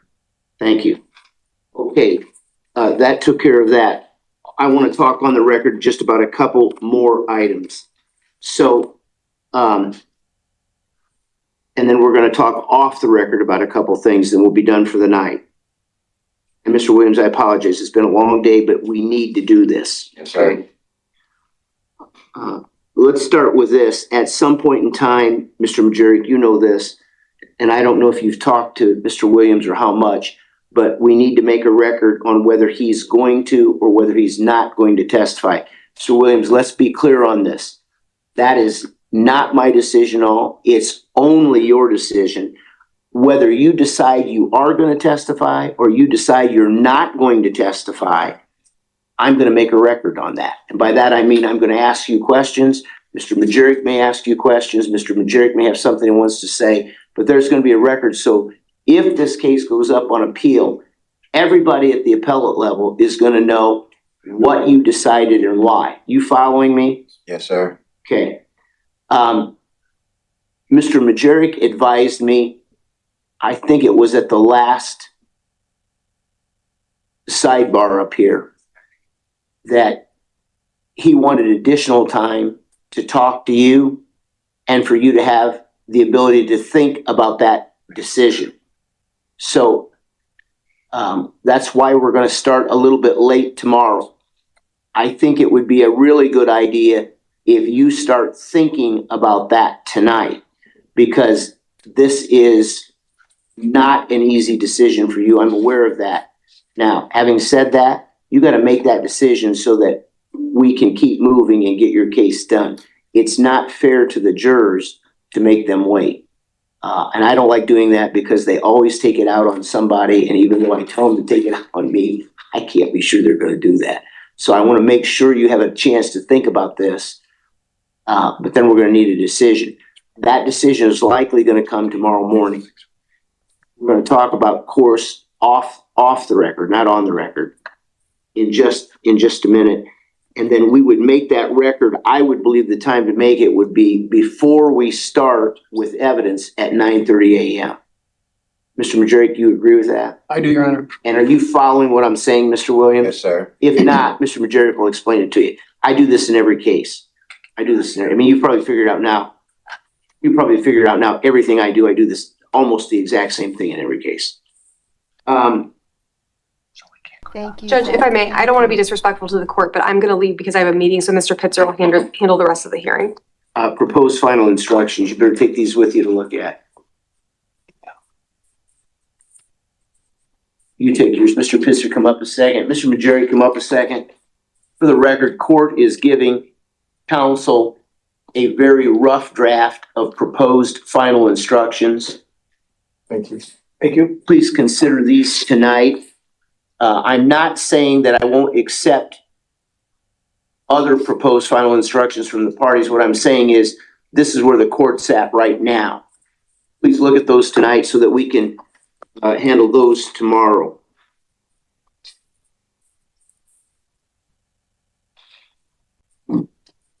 Mr. Majeri, any additional record you need to make? No, Your Honor. Mr. Pitzer, any additional record you need to make? No. We are off. Recess for the. All right, guys. So this is definitely what we're going to do. We're going to watch Judge Fleischer tonight and a couple clips. Oh, gosh, I have some good clips for you. Don't worry. They're good. I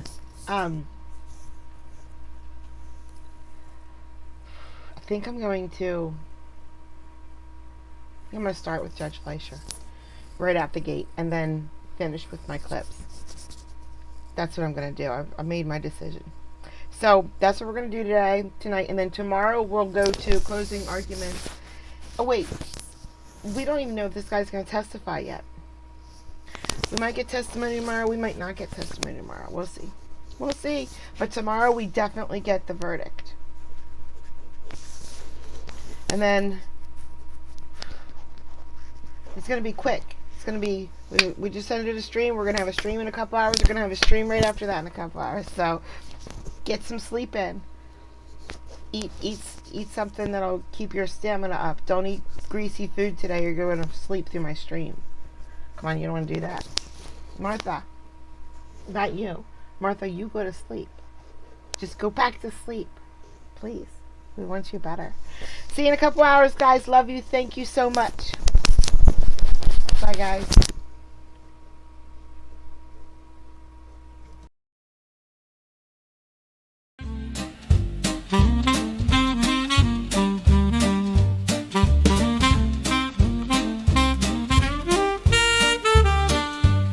Well, I thought I'd write a happy song. I found a chat room where I belong. You don't know how much it means to me. With such a groove, I'm less lonely. Oh, Kathy's the creator. She's leading the way. At Court Vibes, we laugh and we stay. Her smile shines bright. She's got that grace. Come join the fun. It's a welcome and play. I can count on distraction from my pain, 'cause this creator takes you there and back again. Kathy is the heart here, always in stride. Her work is hard, but her joy she can't hide. Oh, Kathy's the creator, she's leading the way. At Court Vibes, we laugh and we stay. Her style is classy, she's always top shelf. Don't take my word, come and see for yourself. Her cases are new with a twist or two. I really like them, I believe you will too. A little lifeline passed along in rhyme. Why don't you join us? It's a guaranteed good time.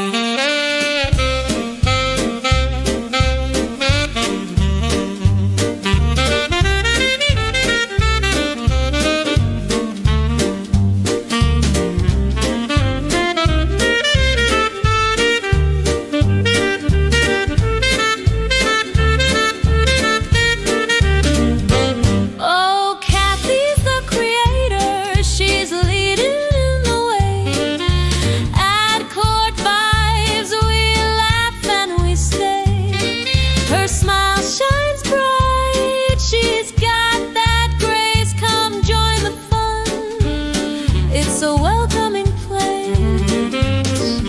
and so in